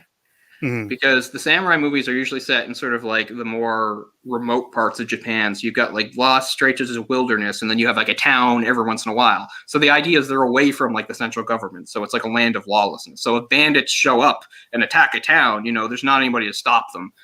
And it's kind of the same thing with like those, those towns in the Old West. They're isolated and they might have a sheriff or something, but they're cut off from like sort of central government and authority. So I think that's why. Yeah. And I mean, both really did have that history of like, towns and people being attacked by bandits. And I mean, samurai, they had their own job to do, but I'm sure there were some real life instances of samurai that had been, I don't know, disgraced or something and became kind of like mercenaries or something like that. And you can get that parallel with various, gunmen in the Old West. So, yeah, I mean, even though it's a different time frame and it's a different part of the world, you can really see striking similarities there. Yeah, I just did a Shaw Brothers show a while back, which was fun. I delved more into the horror side of things, but Okay, there he is with Jack Black. Yeah, I had no idea Jack Black has ever done a scene with Bruce Willis. That's kind of cool. Why do I get the vibe Bruce Willis was probably annoyed by him? Yeah. I think so. I mean, Bruce Willis was annoyed by pretty much anybody with a sense of humor. He was annoyed by Kevin Smith, who actually wound up directing him. Oh, yeah. Kevin Smith let it be known. Yeah. With the exception of Kevin Smith, I mean, I haven't really heard a lot of people say he's an asshole, though, right? I mean, have you guys? I think he's a curmudgeon. Yeah, I don't think he's like an asshole. Like, I don't think he's like super rude or anything. But yeah, I think he's just sort of like a grouchy, grumpy guy that doesn't really have time for stuff. Yeah. I mean, and again, it's part of being the massive star that he was for so long. Right. He's used to people just sort of doing whatever he wants. Apparently, John Cusack hit him with a stray punch in one of, maybe it was The Prince, I can't remember the title, but one of the direct-to-video DVD era films that he got pretty pissed off about it.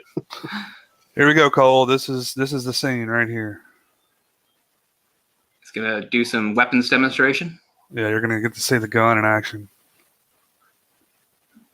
I think this is like the only scene no, I couldn't have seen it. Or maybe I did, because yeah, this feels familiar, him dressed like that. But you have to remember, like in 1997, I didn't know who Jack Black was. So it's not like I would remember, that it was him. He looked the same for a decade. Jack Black did. I mean, Yeah, same. I mean, it's hit him hair. hard now. He's fucking aged, look like we all do. But Him and Kyle Gass, man. Kyle Gass, he looks so old. Kyle Gass never looked young, though. That's true. Well, I mean, he's got a massive gray beard now, which that probably doesn't help you look young. Yeah. But, I mean, he's an older guy. I love those guys. I love Tenacious D. Me too. And I really like Jack Black. I think he's, had a really great career and done a lot of cool stuff. You either love him or you hate him. Because he could be annoying. I can totally see people being annoying. I could see it, sure. But no, he doesn't annoy me. Even in bad stuff, I like him. And he had a remember that Will Smith movie? Yep. Enemy of the State? Yep. Oh, yeah. Enemy of the State was so weird because you had Jack Black, Seth Green, and like another one of those guys. They were all in it as like tech guys. They were all in the same movie. And at the beginning, it kind of blows my mind. Jason Lee's in there too. Yeah. Like it just seems like such a weird place for them all to be. Like none of them are really important. I mean, Jason Lee dies at the start and sort of kicks off the action, but it just sort of blows. I don't know. Sometimes I have, you think of actors in a certain way, and it kind of blows your mind when they're in a movie together. You're just like, I never would have thought that would happen. Then I look, his fancy, machinery here, carbon fiber base, smooth action.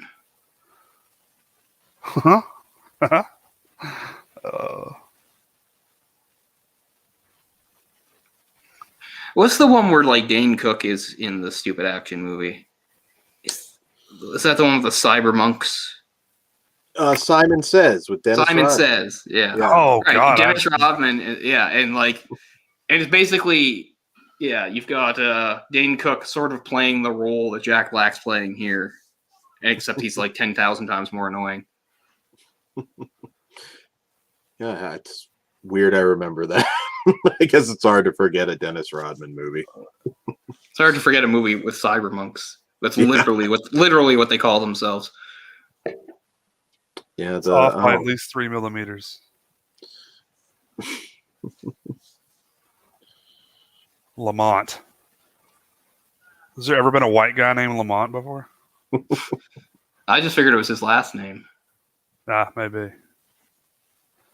I know that was the son in Sanford's Son, right? No idea. That's not the type of for all my movie and TV knowledge, that is not part of it.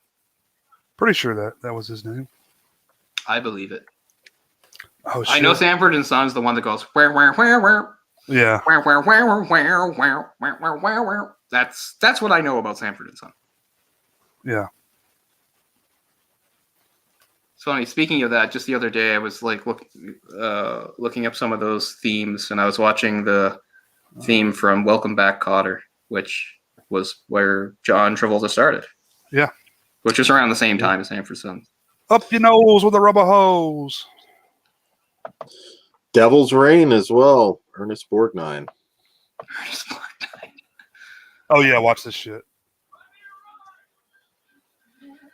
Oh, is he gonna kill him? I don't know. I guess it's gonna show how evil he is. He's not happy that the gun's off by at least 3 millimeters. So it has some sort of auto. Oh, I thought it was auto targeting. No, he's targeting himself. Yeah. Yeah, he's definitely gonna kill him. You might be correct. You don't have a scene like this and have him just say, "Oh, I'll just fooling with you."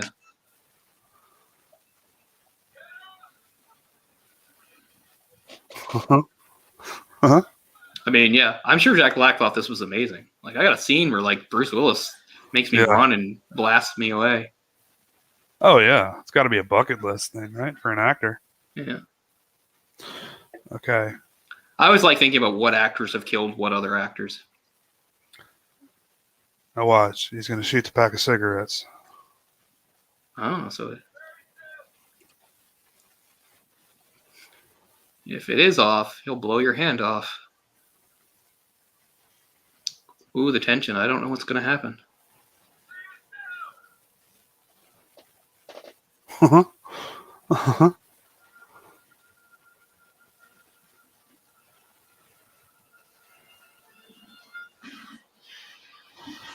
Oh, the whole arm. That's what Jack Black brought the part, because he is very talented at facial stuff, right? Like his expressions. Yeah. I mean, he can do things with his eyebrows that I couldn't do in 100 years. Like if he would just run, like the chances of him hitting him are not great. But he does what he tells him to. Yeah. At this point, I understand why you don't run, because you're going into shock. Here comes the speed test.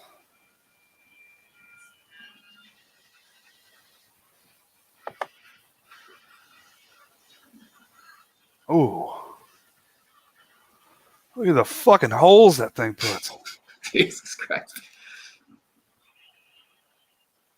So what's his plan for this gun? Is he actually plans to use it for something? I thought he was going to sell it, but no, he bought it, so he must have a plan to use it for something. Yeah, he's going to use it for something.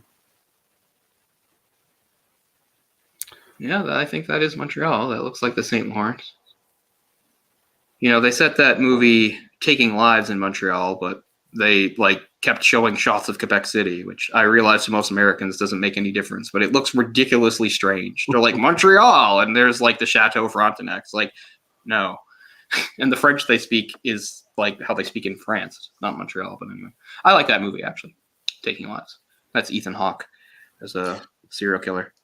Oh, yeah. Angelina Jolie was in that too, right? Taking Lives? Okay. Yeah, she's like an FBI agent that chases this guy, and she winds up working with the Montreal police to find this serial killer that basically, you know, once he kills a victim, he like assumes their identity for a while and then moves on.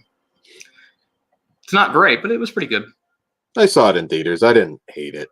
Yeah, but I just remember a lot of people, particularly people from Quebec, were annoyed that they were like setting it in Montreal and like doing all these shots of Quebec City, which I realize same province and everything, but it's different. And I like that he was from where I'm from. He was a serial killer, but he was from they don't say where, but he's from Nova Scotia, and it starts with him on a bus. I think he's in New Brunswick heading west, which is something I've literally done. So in the flashback scene where he's a teenager when he kills the first guy. Yeah, I don't even know if I have that on Blu-ray, actually. I have to look into that one. You crazy collectors. I mean, see, I like the movie fine, but it would never occur to me to buy it. Yeah, I'm a big collector. I've got. No, it's fine. I'm a collector of stuff too. Just and I mean, I have a lot of movies, but not on that level. But I've got shit a lot dicier than Taking Lives. So. I would assume. Yeah, I can justify that one. Might actually not have had a Blu-ray release, strangely enough. I think it got pretty harshly. It got pretty harsh response from critics anyway, like calling it really flat and bad and stuff. But I always thought it was okay. I don't know. I'm kind of a sucker for most sort of serial killer movies. You know, I can give a lot of them a pass, even they're not great. You know, like a movie like Copycat isn't particularly good, but I like it because I like what it's about. So. Yeah, there were a string. I think Taking Lives came out around the same time as like Bone Collector. And, Yeah. Well, Bone Collector I think is 99. Taking Lives might be 2004. I'm usually pretty good on dates, but yeah, around the same thing. Again, Bone Collector is not particularly good or memorable, but it's the type of movie that will hold my attention and I'll watch it.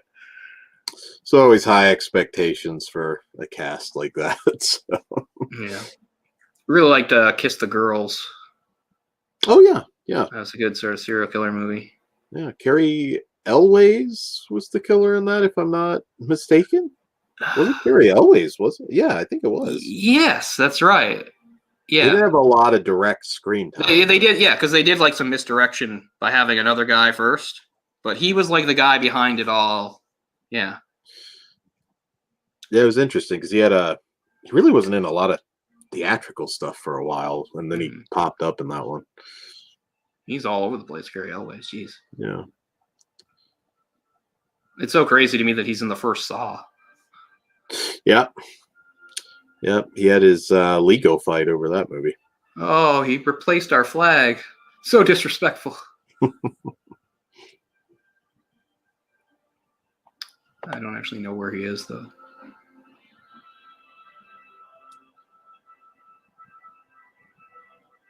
Nice.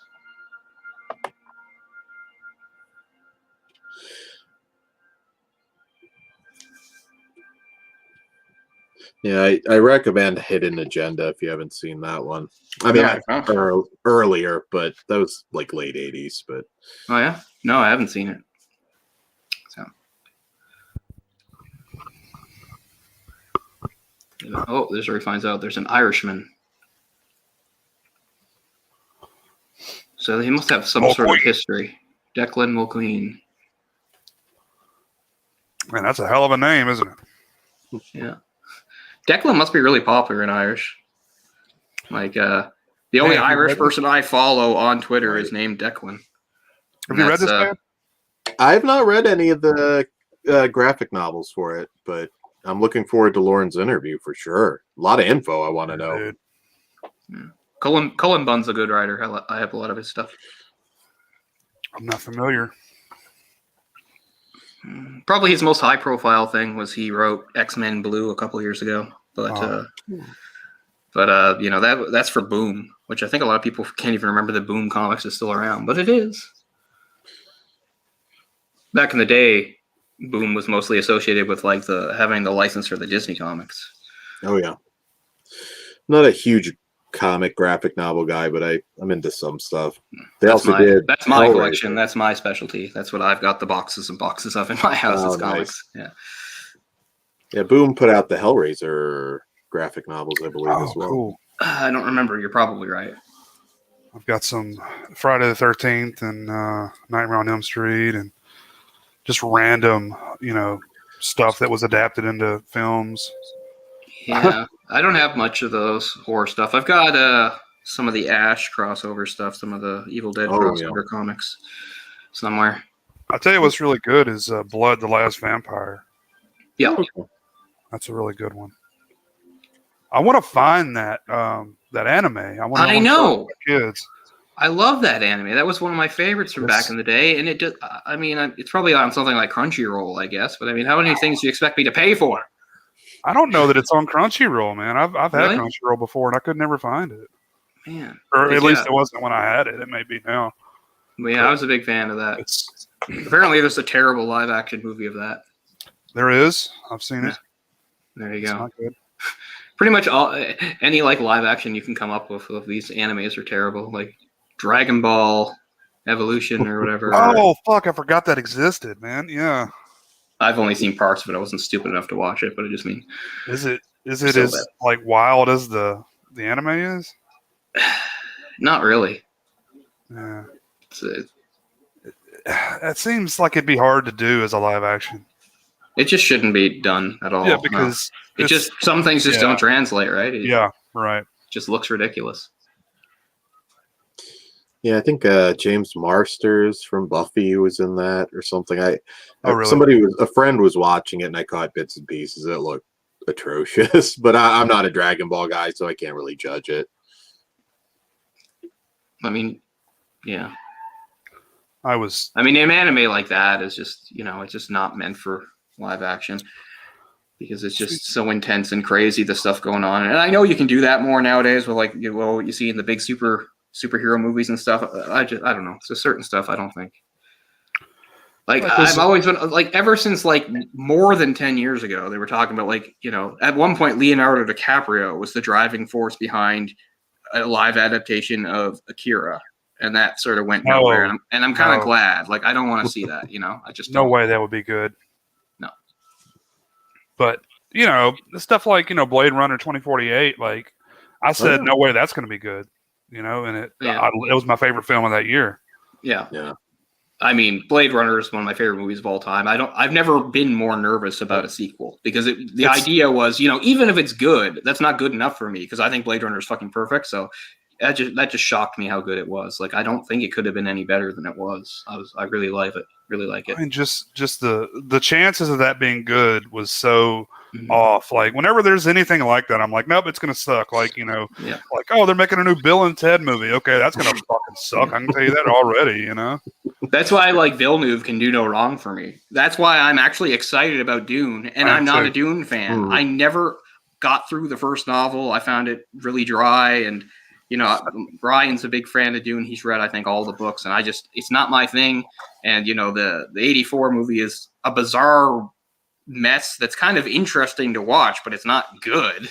And I'm not a Dune fan, but I'm super excited for this Dune movie because it's Villeneuve. So I do recommend Jodorowsky's Dune, the doc, even if you're not. I never shut up about that. Yeah, that's one of the best documentaries I've ever seen, and I never shut up about it because I like to point out how important it was for dragging these people that had never been in the movie industry into it. Like, we wouldn't have had all those movies if that movie hadn't been attempted. You had like Mobius, you had H.R. Geiger, people like that. Nice. These were people that didn't have any movie experience or very little, like in the case of somebody like a Dan O'Bannon.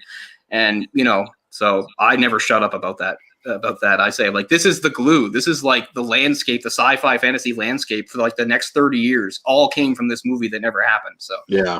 And I'm a big Jodorowsky fan, not just because of his movies, but you can only have two reactions to him. This is all I ever see. People like me, who when you see him speak like in that and other things, you just love his passion. And you just love that this is a guy that just wants to create art and everything like that. And it's not about money. And then there's the people that just see him as like a crazy egomaniac. So, but I'm looking forward to Santa Sangra hitting 4K. Oh, yeah. That'll be awesome. I'm a big Jodorowsky fan. Oh, they finally encounter each other. It's been building up. Holy Mountain's definitely one of my favorite films of all time. Holy Mountain is awesome.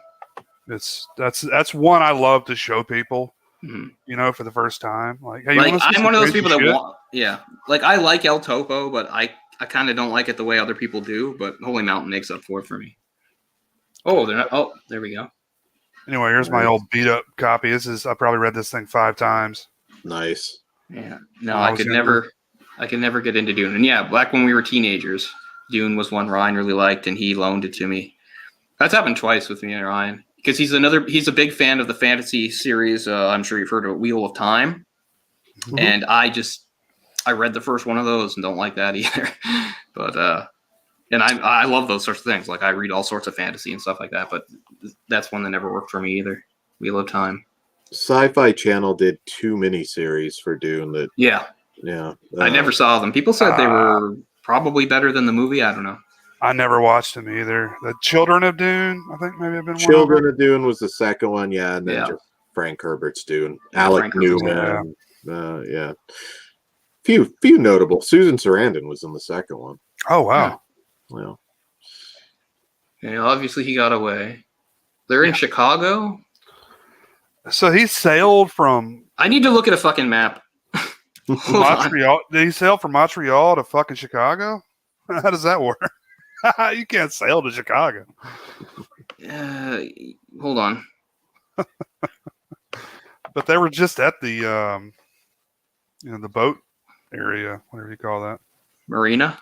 There you go. There's a word for it. Boat area. The boat area. Let's take a look here. I'm not wrong, but yeah. I mean, he must have taken it. There is a river that leads to Lake Ontario. Okay. But no, there's no way to get from Lake Ontario because Chicago's on Lake Michigan, which is quite far away. So I don't know. But there is no way. There's no way he just took a boat from Montreal to that because he could take a river down into Lake Ontario, but there's no way to connect that. I mean, unless he did some sort of thing where he went from Lake Ontario down to Lake Erie, through Detroit, back up north to Lake Huron. No, that would be like thousands of miles for no reason. So yeah, you can't do that to get to Chicago because Chicago is on Lake Michigan. And there's just no. I don't know. I think I may have missed something. I don't. Yeah, I don't know where he was when he was first on that boat and he switched the flags. Because I was thinking, okay, yeah, you can like cross over into the U.S. technically this way. I think if you keep going south of Lake Ontario. Because part of Lake Ontario touches like New York, right? Like Rochester. I'm looking at Rochester is right up there on the southern part of Lake Ontario. But Yeah, Ben. Witching and Bitching is a great movie. I can't believe it's got a 4K though. That's crazy. No, Witching and Bitching, I think he's wishing for. Perdita, Durango, Oh, okay. I got you. and Day of the Beast. I wouldn't say no to Witching and Bitching on a Oh, 4K. me either. Yeah. he's on another fucking boat. No, he's on a ferry. So he sailed to Nebraska.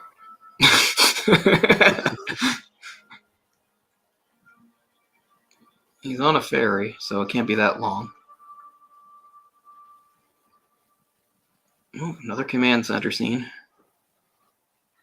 Just generic white dude should be the name of this movie. He's just every generic white dude in the world.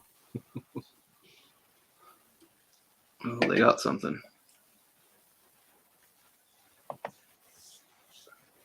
You know, Sidney Poitier's daughter is actually pretty talented as well. She's an actress? An actress or a model or something. I saw her in something recently. Let's see what that was.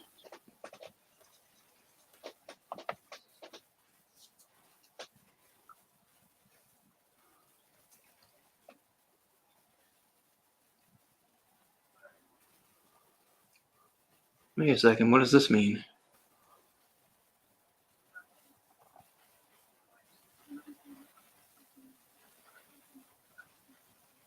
Oh, this is an important development, but I don't understand the significance. I missed too much. Hell, he has 6 daughters, so Oh, wow. I may not be specific enough. 6 daughters? Is he's not still alive, is he? I don't think so. I want to say he may have just died, but he was well into his 90s, I believe. Yeah, he lived a long time.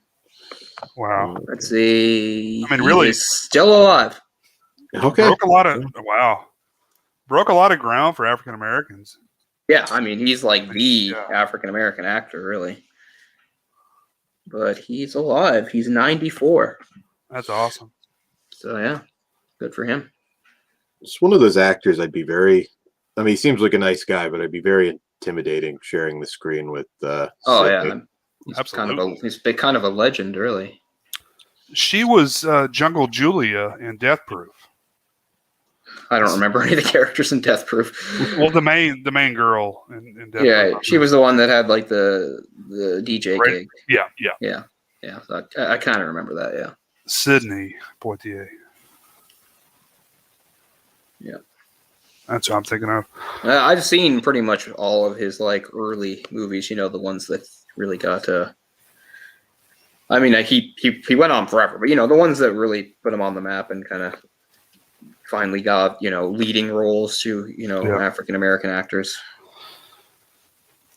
Yeah. I've seen Blackboard Jungle. I've seen Edge of the City.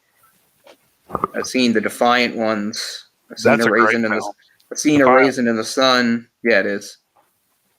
I've seen A Patch of Blue, which is a very sweet movie, which comes on PCM a lot. Obviously, I've seen To Sir with Love, which is a great movie.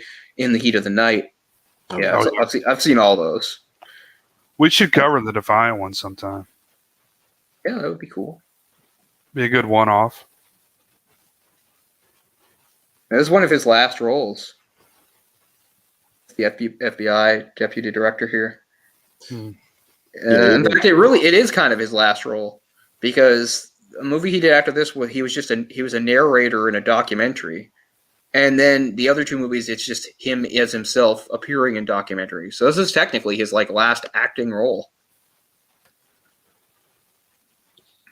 Wow. I Love mean, he's- gargoyles. Oh, that's awesome! Yeah, I was a big fan of Gargoyles too.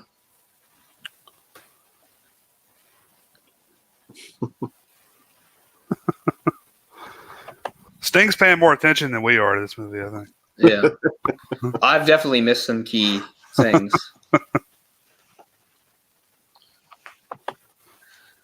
And unfortunately, this is my first time seeing it, so I can't go by memory.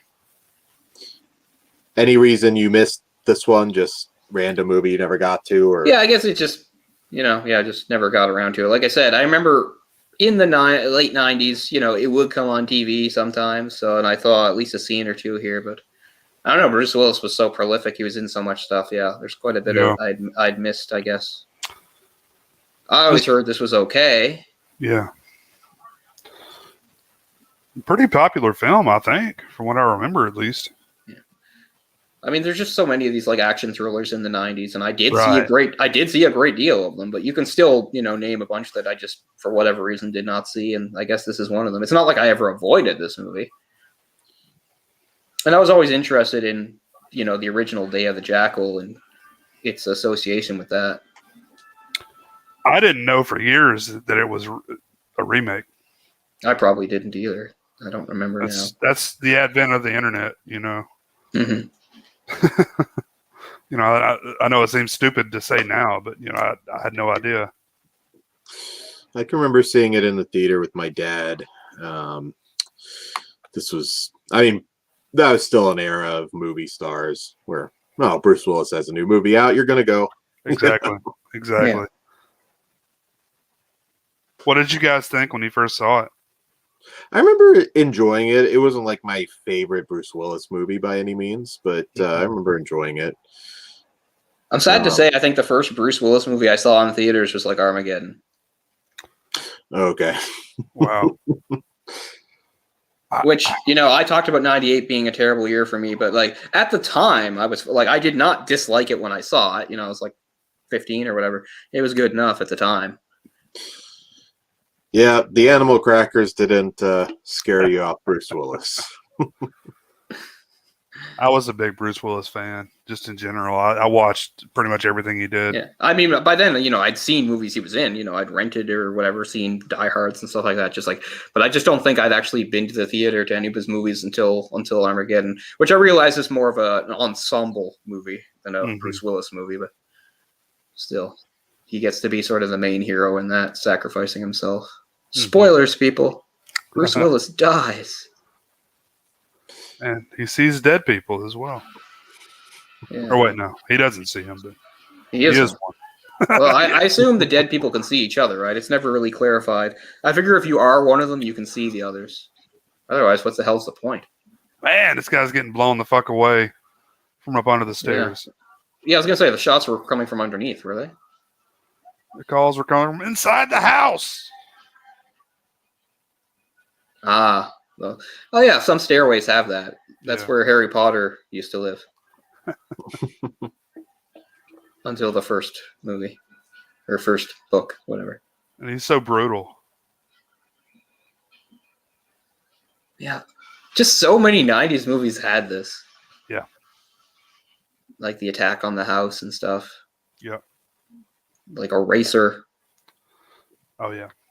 I want to watch Eraser again because I never liked that one, but I'd like to watch it again.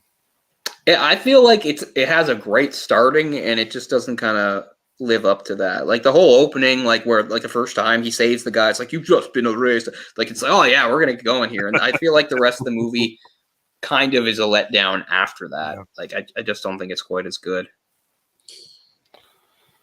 I know True Lies 2 was rumored for a long time, off and on. I haven't heard. I think that's probably past now. But pretty much every James Cameron movie, like there's like talk of multiple sequels coming someday. It's like when he's like 100? He's making like 12 Avatar sequels. So yeah, he's like 90 years old. So like, how is this going to happen? James Cameron used to be my favorite director. I became more worldly. I mean, I still like him, obviously, but. Yeah. Oh yeah, I definitely. But it's mostly just based on aliens. Well, Terminator, Aliens, Terminator 2. Yeah. That's my jam. Well, I mean, I love those too, but I just mean Aliens is my favorite of those. Oh shit!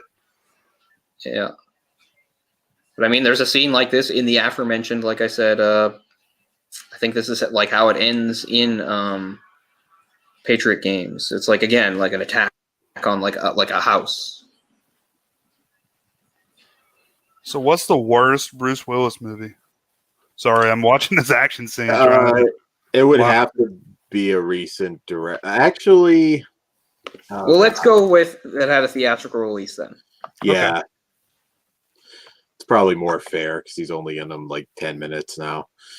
I'm gonna take a look at his filmography just to jog my memory here. Yeah, I'm probably forgetting some things.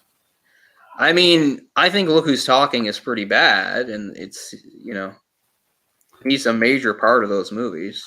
He's just the voice of the baby, right? Yeah, but I mean, the baby's like the main character, isn't Right, he? right. Hudson Hawk has been a very long time. I know that's a notorious flop. I mean, he's in one of the worst movies of all time, but it's an ensemble movie with a lot of people, and that's North. And again, I know Jay has not seen North. I want you to see North because it is so bad you will be baffled. You will just watch this movie going, how the fuck did this even happen? It is bafflingly bad. That's the Elijah Wood film, right? Yeah, Elijah Wood's the main kid, and there's actually nothing wrong with him or anything he does, but the plot is ridiculous, and it's just batshit crazy, and which is loaded to the gills with stars of the day. Like his parents in that are what the ones from Seinfeld, like Jason Alexander and Elaine, what's her name? Whatever her name is. I think Louis Dreyfus. They're his parents. Bruce Willis pops up all over the place in a role that I will not try to explain. You just have to see it to believe it. You've got, I think Rita McEntire's in there. Reba McEntire, sorry. And all I remember is he hits the road and leaves home. That's it. I really don't remember anything else. But what he does is he goes to different parts of the world seeking other parents, and he always meets another set of parents, and they're like horrible, ridiculously awful stereotypes of wherever they're from. Like he's in Alaska, in an igloo, he's in Hawaii, and he's in, it is batshit awful. And it also has a weird subplot of like this classmate who's just this kid with glasses who, I don't know, at first it's just like he runs the school paper, wants to make a story about it. But over time, he morphs into like a super villain who wants to like kill people or something. It's incomprehensible how bad it is and how strange it is. Or Tom Arnold, he's in there as one of the parents. I remember it's just a who's who of big stars of the day. And, Elijah Wood was really starting to blow up kind of like the next Macaulay Culkin type thing. Yeah, he did that Huck Finn movie, I think, around. Yeah. He did Flipper a little while after that, Yeah. I mean, Elijah Wood was such a, he was just like a really sweet kid. You could see why. I've always liked Elijah Wood. But that movie, I recommend seeing it because it's just bonkers. And I'm sure you've seen it before, but watch Siskel and Ebert talk about it. Oh yeah, they savaged it pretty bad. If I remember. That's the one I think that's the famous one where he said, "I hated this movie, hated, several more hated this movie." Because it's one of those movies. Sometimes when they talk about movies being insulting to the audience, I always go, I don't know. Yes, this movie is insulting to the audience. You're watching this movie and you're like, are you doing this to punish me for something? It is I cannot overstate how ridiculous and awful it is, but in a way that you actually should see it just once, because hearing me talk about it just cannot convey. Yeah, Sting, I agree with that. It is weak and forgettable, but I don't think that's his worst movie by far. But anyway, I won't count that either because it's not a starring role. So what we got here? I certainly hate Unbreakable, but I know a lot of people like it. Have a good night. I really don't like Hostage. Hostage. Most people forget Hostage exists. Hostage isn't terrible. It's just unpleasant.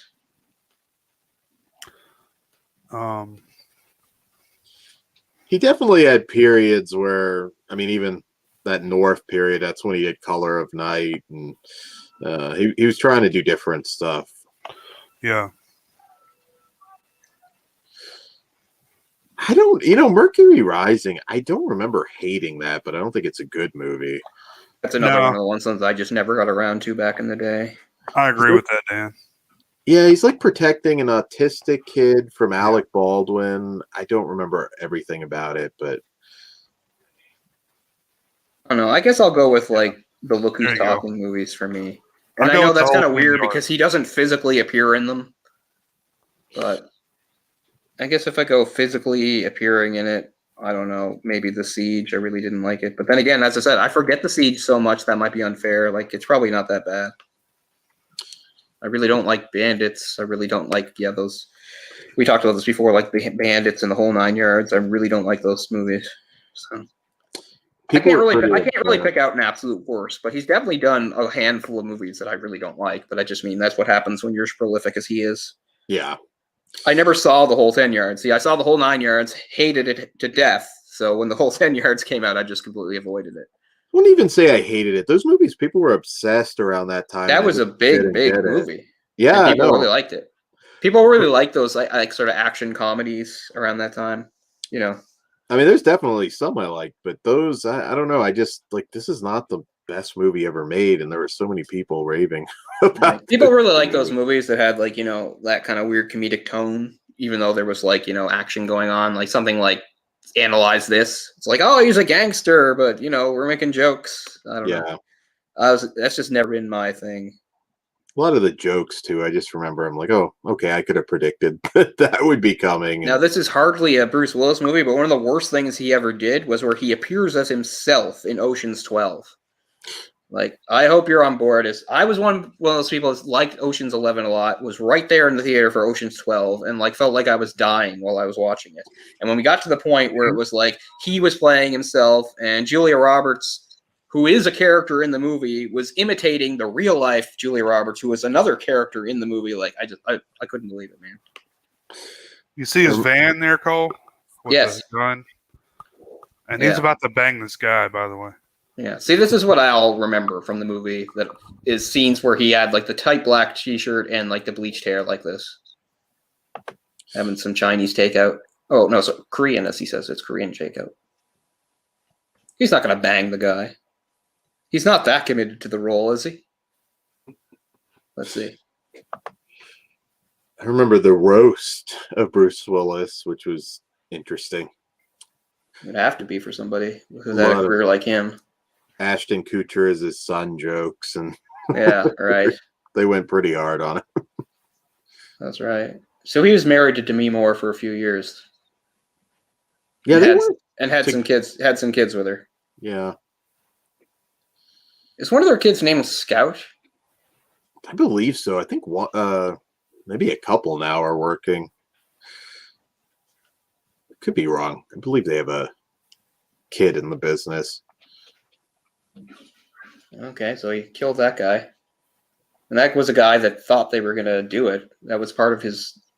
Yeah, I don't know why. I don't know if it's similar or not, but that guy, he was posing as a gay guy for some reason. Brought this guy home and just shot him. I don't know why. It obviously served some purpose, but I missed it. Another minivan.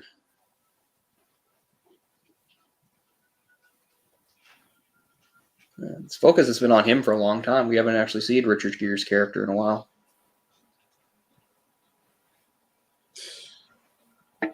Be interesting. I don't know if he has any other big movie left in him. He was in oh God, it's a pretty decent movie nobody paid attention to. Motherless Brooklyn. I just watched that. That was a good movie. I'm a big fan of Edward Norton. I watch pretty much everything he's in, so it was a big deal to me watch that movie. I mean, not a fantastic movie, but a good movie, a good watch. Yeah, I liked it. Yeah, but it's like you said, like very short appearance. He's in there the first few minutes because the whole point is he gets killed. So it's, once again, Bruce Willis is in a movie for like 10 minutes. But I like that. I'm a big fan of Edward Norton. He's one of the few actors where I'll watch pretty much anything that he's in because I like him a lot. He had a very good run, late 90s, and hit big, huge movie. Man, Fight Club, American History X. Yeah. All within like a few years. And I mentioned because of Richard Gere, Primal Fear. That's his first movie. Like, imagine being in a movie that you're like that good. It's your first movie. That's pretty good. I hear he's kind of got an ego, but I don't think he's been like a dick about it. No, I some actors are super, super serious. Like, I don't really see like Bruce Willis as the, I need only green M&Ms kind of guy. I just think he's one that has a very low tolerance for any kind of bullshit. And yeah, the stuff Kevin Smith said was interesting. because it shows like how serious he was about things. He's asking about like lenses he's shooting with and stuff like that. He's like, I don't know, man. I don't know. It's pretty funny. Can't And he has imagine that him. bit where like he wants to do this scene, and he's like, I wanted him to play it like the character he did in Moonlighting, and then he told me that's like the most offensive thing you can ask an actor is to like do something you did before. He's like, but then he did it, so I don't know what that means. So yeah. If I recall the tipping point in their relationship, Kevin Smith was able to like perform somewhere, and he asked Bruce Willis if he'd like to, work with them, and he said he interpreted it as like he was asking him to open for him or something like that. I can't remember the whole story; it kind of escapes me, but I didn't hear that part. Okay. yeah, there've been a few things that have come out. I can't imagine how he is on some of these small Eastern European action movies he's doing now. Yeah, must be weird. Because when you look at somebody like Seagal, who, what was his height? Like 1992 to 1993. Seagal still acts wherever he goes. Like he's a super big shot, and everybody should like look up to him and everything. And I mean, he's barely a blip compared to the star power that Bruce Willis once and still sort of has. So yeah. I can't tell it on the air, but I heard a pretty horrific Seagal story from a director I interviewed. That's the thing. I believe everything about him. And that's one of the things I actually love it, because I don't like his movies anyway. I don't like him. So I'm always happy to hear about what an asshole he is. And I mean, he's right up there. I mean, you name it and he is it. The main thing, of course, is like, his bullshit about being a tough guy. How he tries to intimidate stuntmen and stuff like that, all that shit. His crazy lies about his life, talking about when he was living in Japan, getting attacked by the Yakuza and repelling them with a grenade, and like all that shit. Didn't he get choked out by somebody and shit his pants? I know that's a Gene LaBelle. And Gene LaBelle is a fucking old man even back then, and he did it. But yeah, Gene LaBelle was sort of like the most decorated American judoka, and he's if you look at his career, he's just like a fight choreographer in so many movies going back to the beginning of time. And so of course, eventually their paths crossed, and he was talking shit and stuff, and Gene LaBelle like put him in a choke and put him out in like a couple seconds. And Gene LaBelle was old even then. He's old as hell, man. He must be dead. Yeah, I think he's been gone a little while, but yeah, that story is always just so hilarious. I've heard different variations. One was that he could escape the choke or something, and he obviously didn't. But I would never believe that like he could have gotten out but didn't, just because like he didn't want to hurt him. Like no, like Seagal has this image of invincibility. I think if he could have gotten out, he would have. He just couldn't. There was a funny story. I think it was Keenan Ivory Wayans on Glimmerman. That's a bad movie. That's a bad movie. And that was during when he was making some passable stuff, right? Like he actually had made some okay stuff then, but man, anyway, sorry, go ahead. He was talking about, just enlightenment and, all this different stuff. And Keenan Ivory Wayans is like trying not to fall asleep as they were just kind of sitting and waiting in between takes. And then he gets a call or an agent like tells him his ex called, and he's like he just hit the switch flipped, and he was just like, you tell that effing bitch that she doesn't. That's another whole part of the fun that is him, is like his like treatment and history with women is really cringy and bad. And I don't just mean by today's standards. I mean, that factors into my story. I have no doubt. Yeah. But yeah, he was always like upfront about like whatever, female lead was going to be cast with him, how important it was that they were like hot or looked a certain way. And, and he thought they were supposed to treat him with a certain deference on set and stuff. Like, fuck off, man. It's a movie. Jenny McCarthy, I know, Under Siege 2. I can't remember what he asked her to do. Maybe he tried to sleep with her. I don't know, but she was going to be in that or audition for it or something.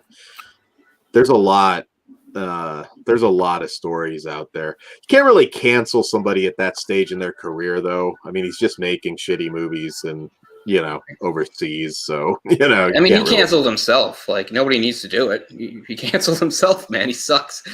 But he was married to someone really attractive, right? Was that Kelly LeBrock or something? Yeah, Really? Kelly LeBrock. Yeah. So fuck him for that too. Love to be a fly on that wall. Yeah, he's an odd dude. He had that. I mean, Exit Wounds. It was weird because he had already started his direct to video. I mean, there's like for every theatrical Seagal film, there's 50. I swear, direct to video ones now. But then Exit Wounds surprisingly came out and did pretty well. Yeah. And he had one. Half Past Dead was the other theatrical, and then he was done. That he's done. I've seen both of those movies. Not in theater, but I've seen both of those movies. Was DMX in one of those? Half Past Dead had Ja Rule. Yeah, Half Past Dead was Ja Rule, and Exit Wounds was DMX. Who And also they're both the same guy to me. They're like rappers with really deep, gravelly voices. So I'm sure their music is completely different. But apparently, DMX was pretty pissed because Seagal was like trying to hook up with his wife or girlfriend at the time, when he was there. Right. Yeah, that's just the kind of guy he was. DMX. Look at the tech on this gun, though, right? Yeah. So this Pretty is his bad. this must be his end plan. Yeah. And they're on to him, sort of, but they don't know where he is. Like, it's obviously some sort of assassination he's trying to do here. Yeah. Okay, yeah, we got some public event here. I'm sure the movie said what it was, but I don't know what it is. It's going to kill some prominent politician or something. The grand opening of like a children's hospital or something stupid. Yeah, but some obviously important person's going to be there. Oh, that's a hell of a gun they just gave. They gave the Irish guy. It's a sniper rifle. Yep. Can't find him.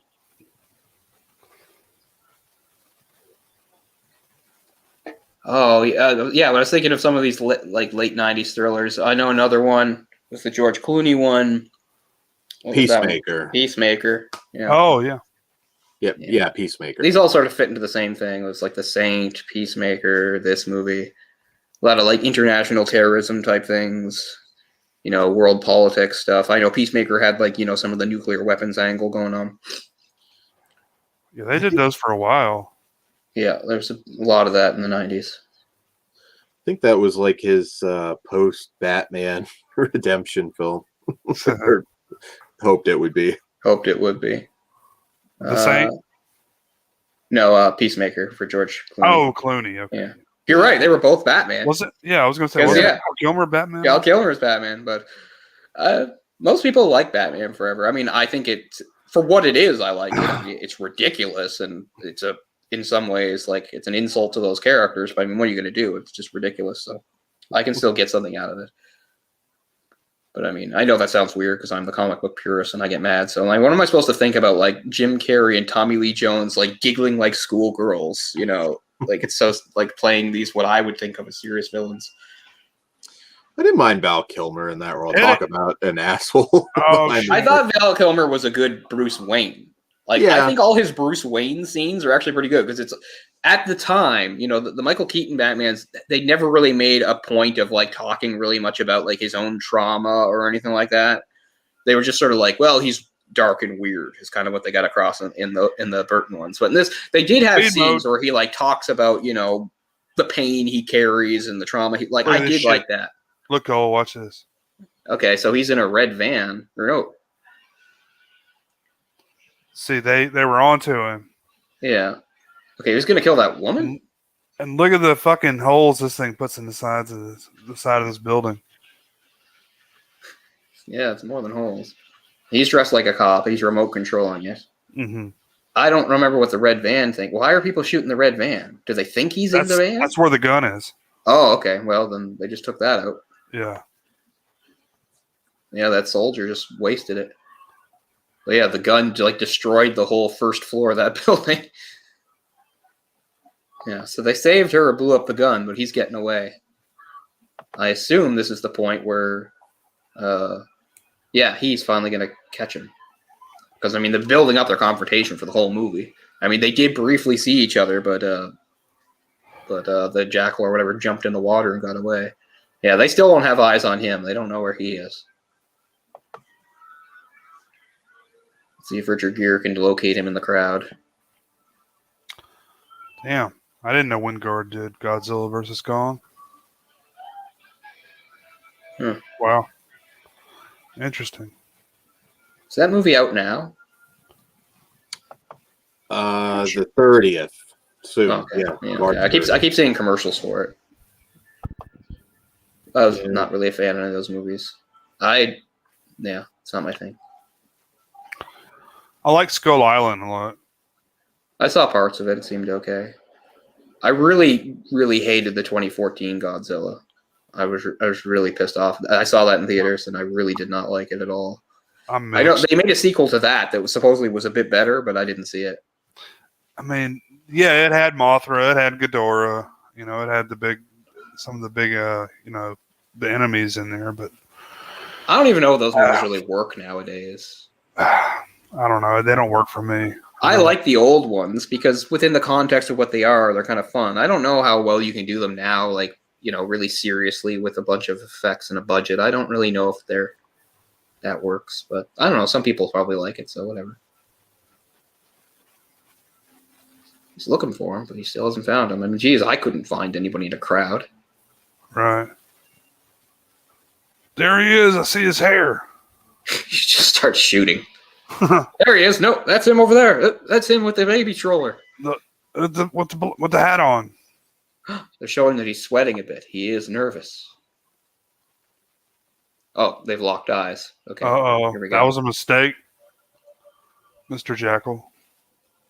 Yeah, but I mean, still, there he's in public, surrounded by people. What's Richard Gere really supposed to do here? Let's see. Okay, they're at the subway station. All he has to do is get on a train, and he's gone.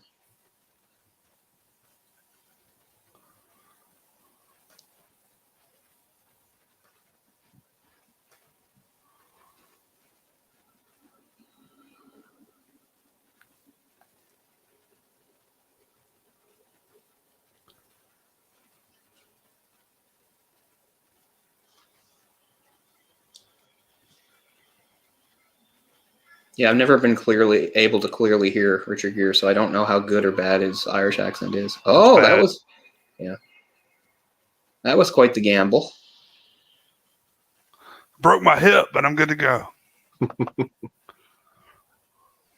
He landed pretty hard, yeah. Yeah. Sure did. Still seems like a short-term solution. The train is moving. Or he's not sure if he got on it or not, I guess.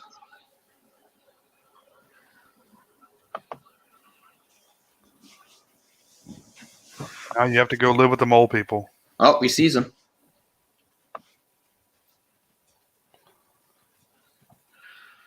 It wasn't very graceful either. Nobody can do this.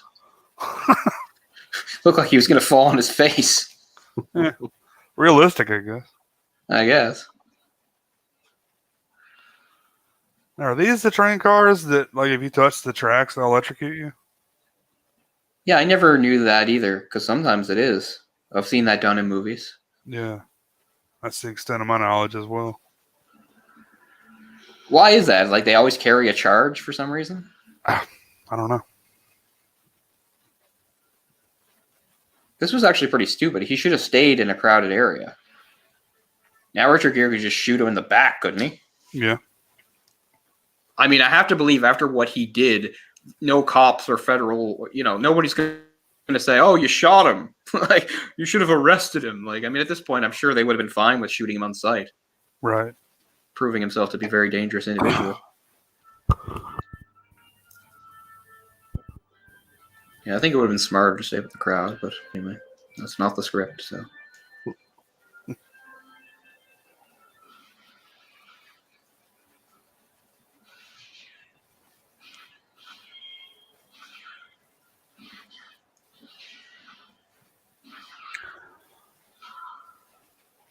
Oh. I knew this was going to happen. Oh, shit. that would be stressful.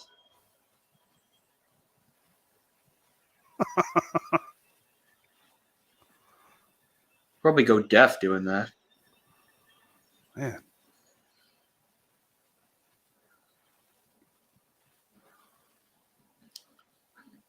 Okay, he's got a bullet in his leg. He can't get that far.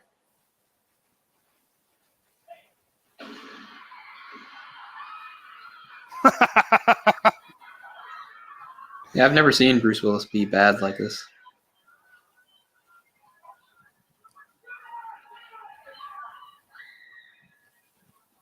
Yeah, see, I figured he would have done this earlier, just take a hostage, but anyway. Yeah. Guess the last ditch effort. Yeah, but they wanted to have the bit with the trains, and that's fine. Yeah.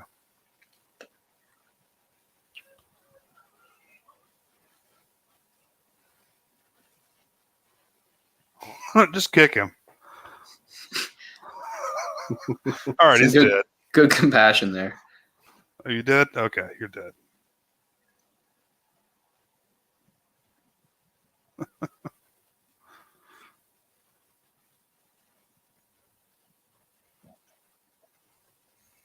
Blood trail. Hmm. See if I can hear him. Oh, she's telling her to use his name.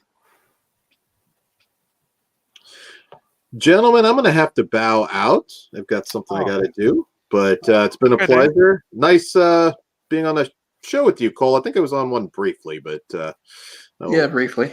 But yeah, it's cool. absolutely. Later, Thanks, man. guys. We'll Thanks do for it hanging again. out, man. Absolutely. Later. I'll see you later. Have a good night. See ya. Okay. Yeah, sorry I'm not talking much. This is kind of like the climax. Oh yeah, no, I'm interested. I want to see too. It is interesting that he's getting her to use his name. Yeah. This might have something to do with their backstory. I don't know. Yeah, I don't know if they get into that. Yeah, see, you just can't seem to protect any of your women. So obviously, yeah, there's something where he maybe he even killed somebody that was close to her or something. Maggie, that's a good Irish name. Well, we have another guest in here. Oh, that's Kind good of, timing. Reluctant to. Oh, that's not good. That's I'm retarded?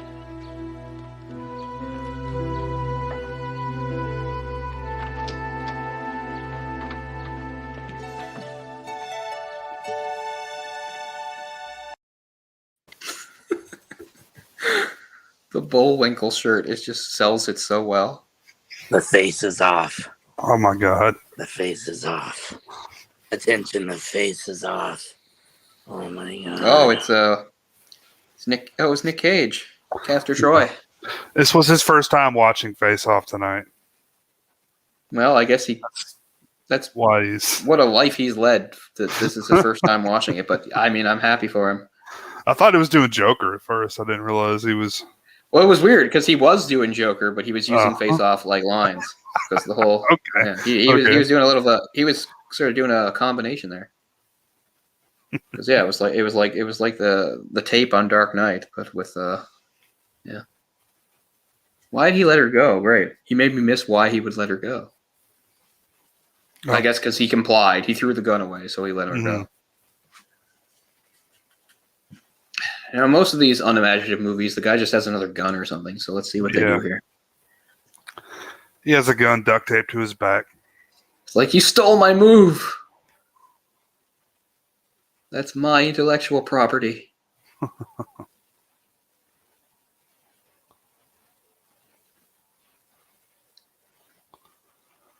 And I mean, you shot that cop really fast. What is the hesitation here? he's in love with him. It's like, that whole pretending to be gay thing made me realize I actually am gay. There it is. Somebody else shot him. Yeah. Hell yeah. Well, we don't. Let's see who it's revealed to Wait, be. oh shit, he got hit too. Yeah, but he got hit in like the throat. So okay, that's the woman that he was talking to about the IRA stuff. Right. I don't know how she got there or got a gun or anything, but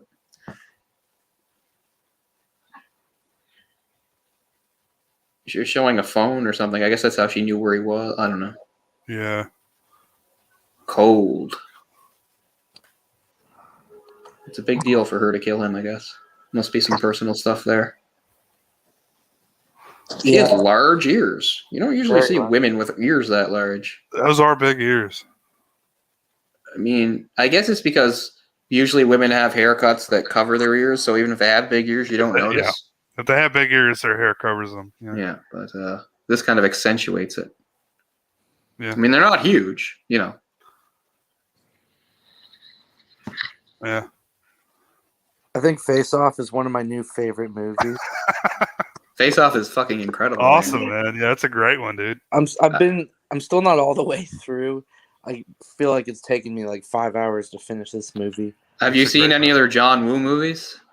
I don't know. Well, they would have people diving through the air, shooting guns while doves fly around. Yeah. Then probably. I mean, Face Off has like more ammunition used than like most war movies. I know. I'm in the middle of like the battle that happens at Castor Troy's place. Yeah, where they play What a Wonderful World. Somewhere Over the Rainbow. Yeah. That Face Off's probably in my top 10, honestly. I mean it goes. I realize how silly and cheesy it is, but it all works perfectly. Yeah. Like those two leads just going at each other, like at the top of their game, like Nick Cage and John Travolta both trying to out crazy each other.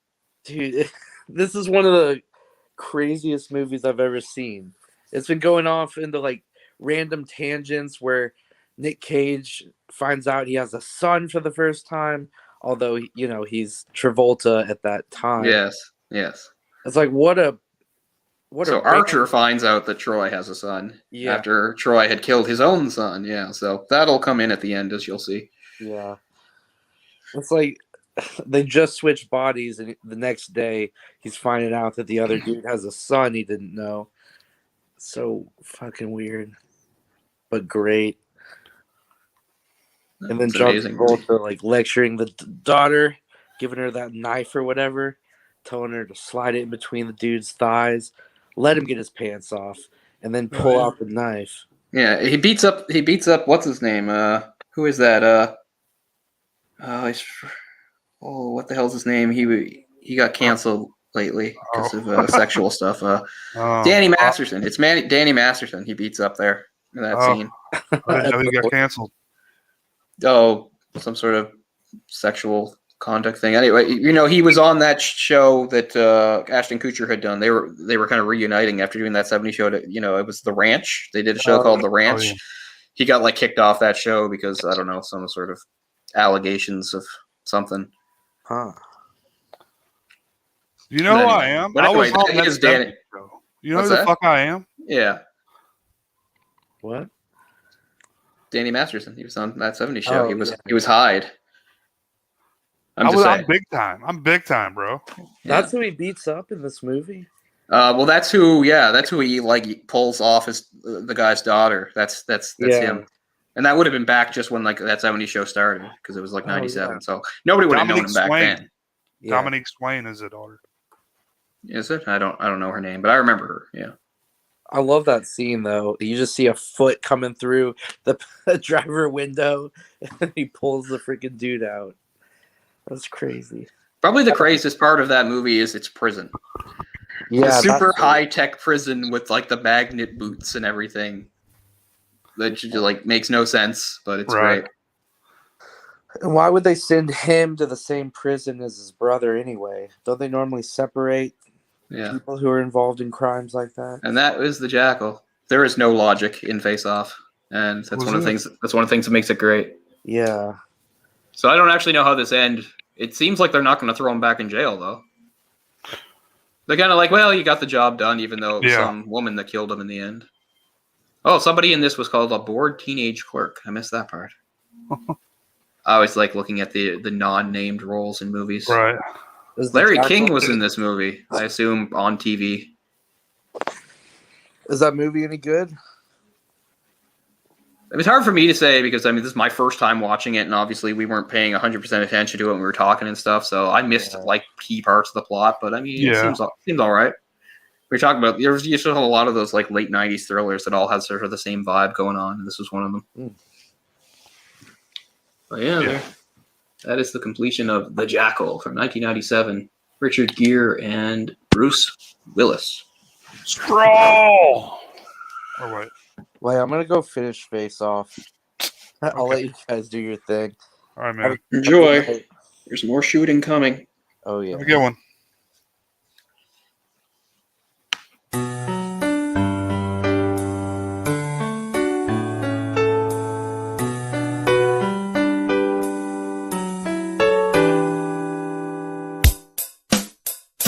You're gonna enjoy this.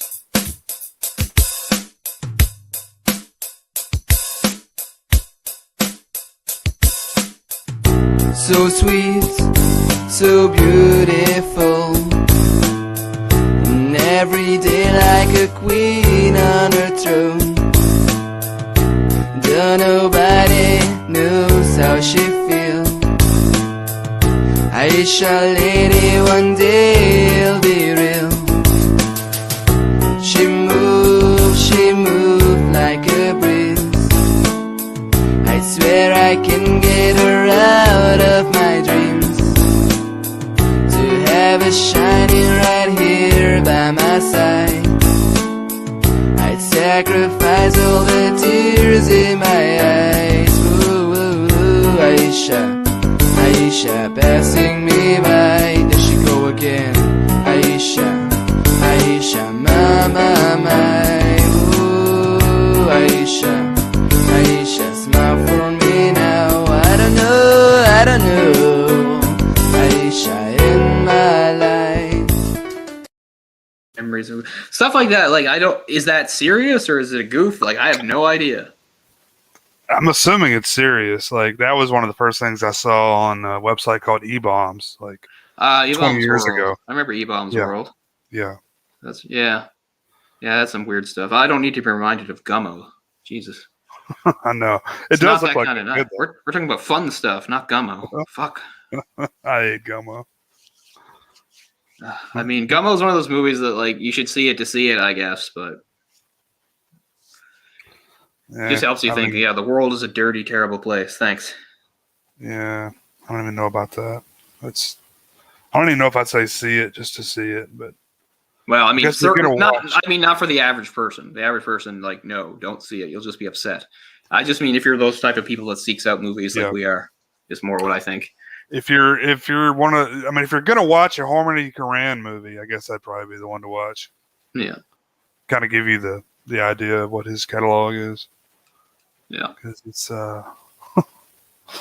it's something. Give it that.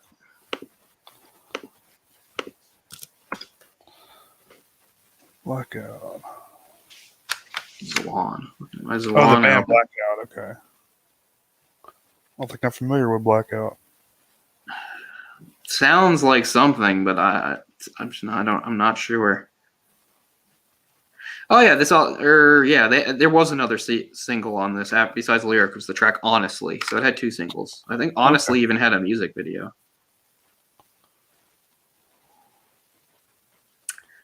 I guess this was an interesting album for the perspective that if you listen to Smashing Pumpkins up to this point, this is a much brighter, sunnier type of thing for what's his name to do? Billy Corgan. Mm-hmm. I'm sure some people didn't like it for that reason. People don't like it when they change up their style or whatever. But yeah, it's not bad. I should give it another listen. It's been so long. But yeah, my CDs aren't like packed away in boxes like most people's are or given away or anything. I still have most of my CDs, and they're not even that hard to find. Like they're right over there. I know most people will be like, I just get rid of them to make space, but I don't know. Yeah. I'm attached to them, I guess, as we get attached to things. Well, let me show you some weightlifting fails before we get off of here. See what you think. I hope I don't see any bones snapping. Maybe not.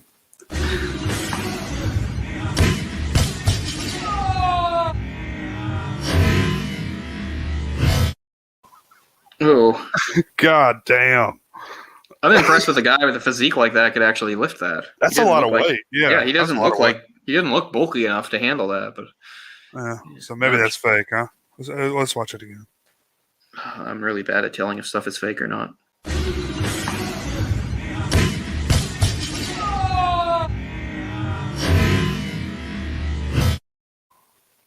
It hits his shin. It looks like it like dents his shin. Oh, it breaks the bone for sure. Yeah. Oh man.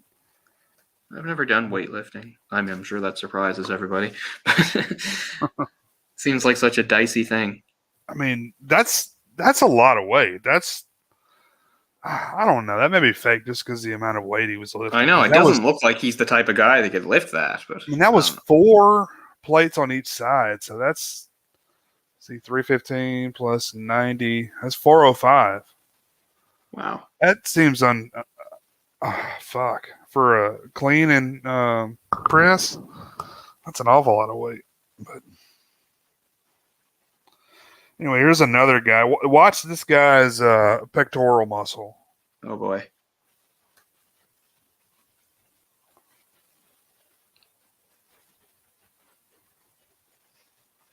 Is it like You see how it pop like out kind of? it breaks and it like went back up into wherever it attached. That must be That's, so painful.